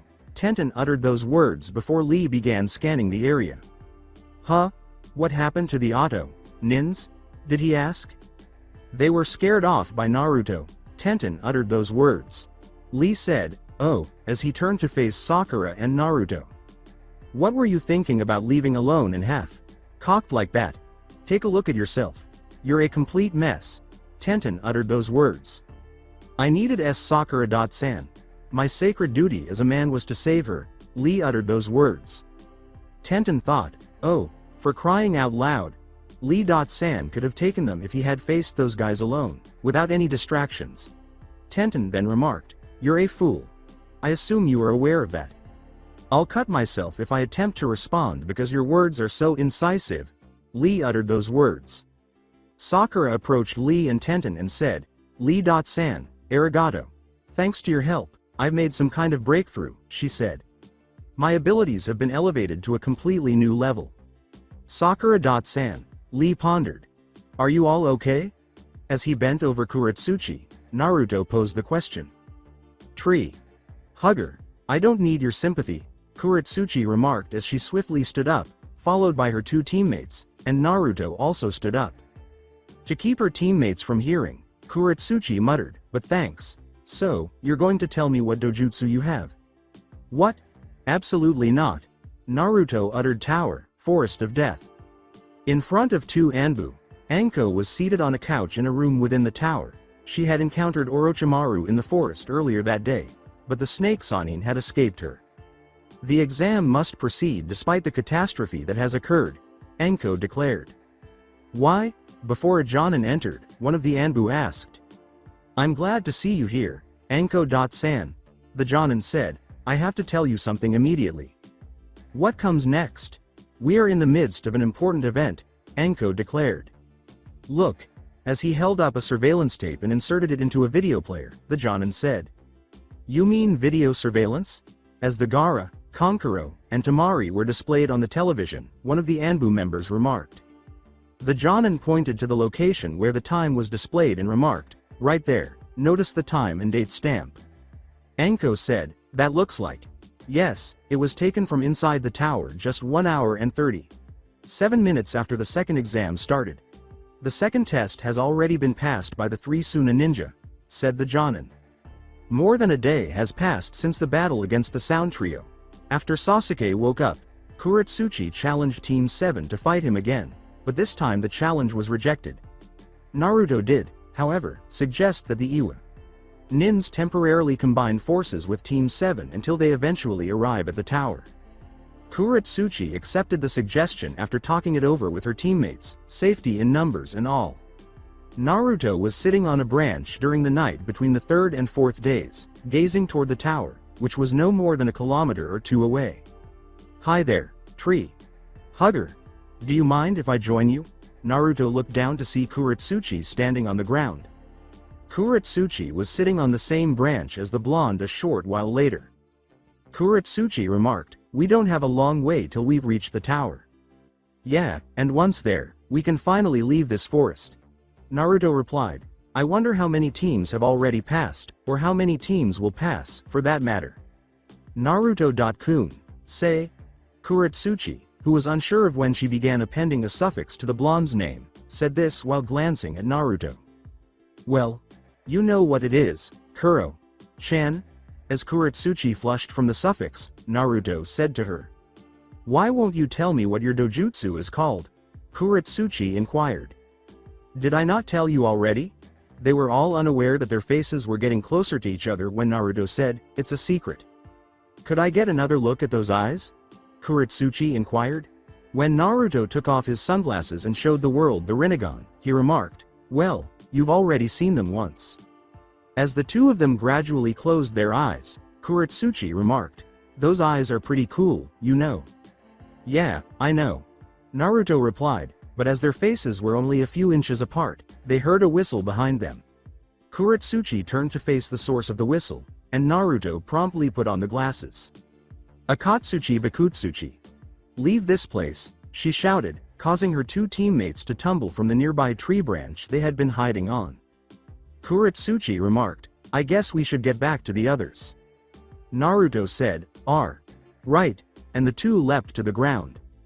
"Anyway, what abilities do those eyes of yours possess?" Kuretsuchi inquired.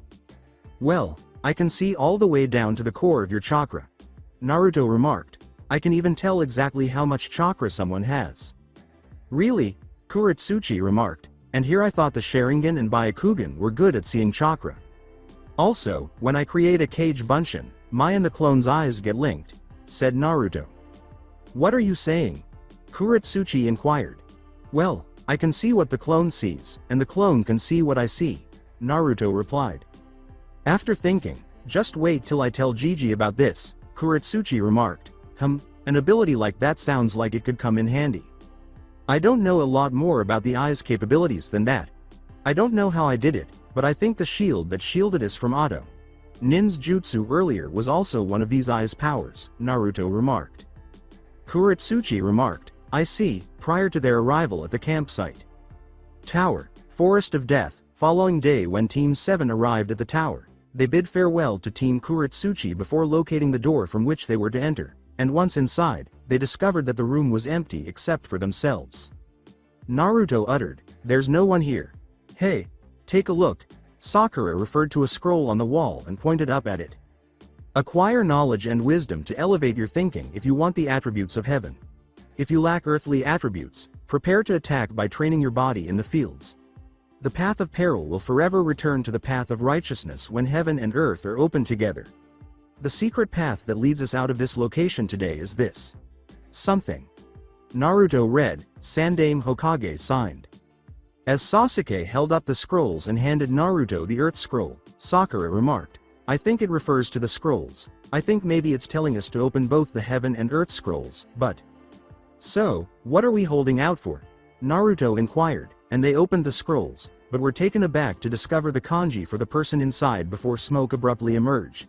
Immediately realizing what was happening, they threw the scrolls away before a huge puff of smoke appeared.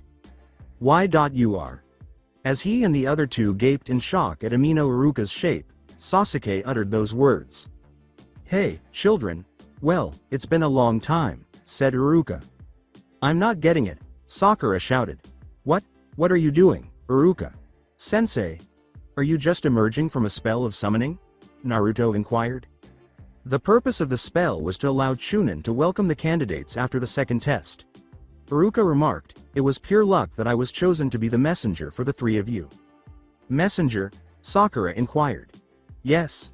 Congrats. Everyone passed the second test. We should celebrate this. Iruka started to say. I wish I could take you out for ramen at Ichiraku, but Naruto interrupted him by leaping at him. Yes. The blonde shouted. Hey, Naruto. Iruka started to say, let me finish, but Naruto interrupted him. I'm overjoyed. He uttered those words. You're right, Iruka. Sensei. Regarding the wall scroll, what can you tell us? Before continuing, Sakura pointed up at the scroll and said, it appears that mods have been at it, and we were unable to decipher its meaning. Well, read the scroll again. I'm here in part to make sure you understand its message. Naruto moved away from Iruka, who said, it's the directive set down by the Sandaime Hokage for all Chunin level ninja. Directive? Did he ask? You're correct. In the text, Earth denotes the human body, and Heaven denotes the human mind. Sakura began to laugh, but she stopped when Iruka went on, and, if earthly qualities are what you lack, train your body in the fields and prepare to attack. If Sakura's weakness is her lack of strength and power, she needs to train hard and discover the riches of physical stamina and skill. If qualities of heaven are your desire, acquire wisdom and knowledge to take your mind higher. In other words, if Naruto's weakest area is his brain and academic knowledge, he's got to study hard and learn the principles that will help him on his missions. And after you have access to the attributes of both heaven and earth, no mission, no matter how risky, will be the wrong choice for you. Even in the middle of the most dangerous mission, you'll be on a safe path. That's all. What about that empty space, then? What's going on there? Before Iruka took one of the scrolls and held it out in front of the three genins, Sakura asked. A Chunin should be described by the word that goes there.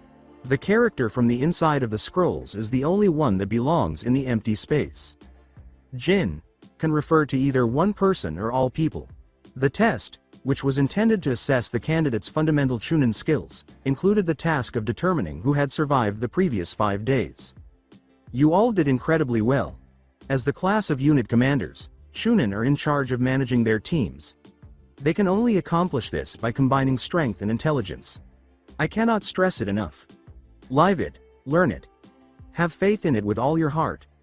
When you proceed to the next test, remember the Chunin directive. That is all there is to the message, said Iruka. Yes, sir, with a salute, Naruto said.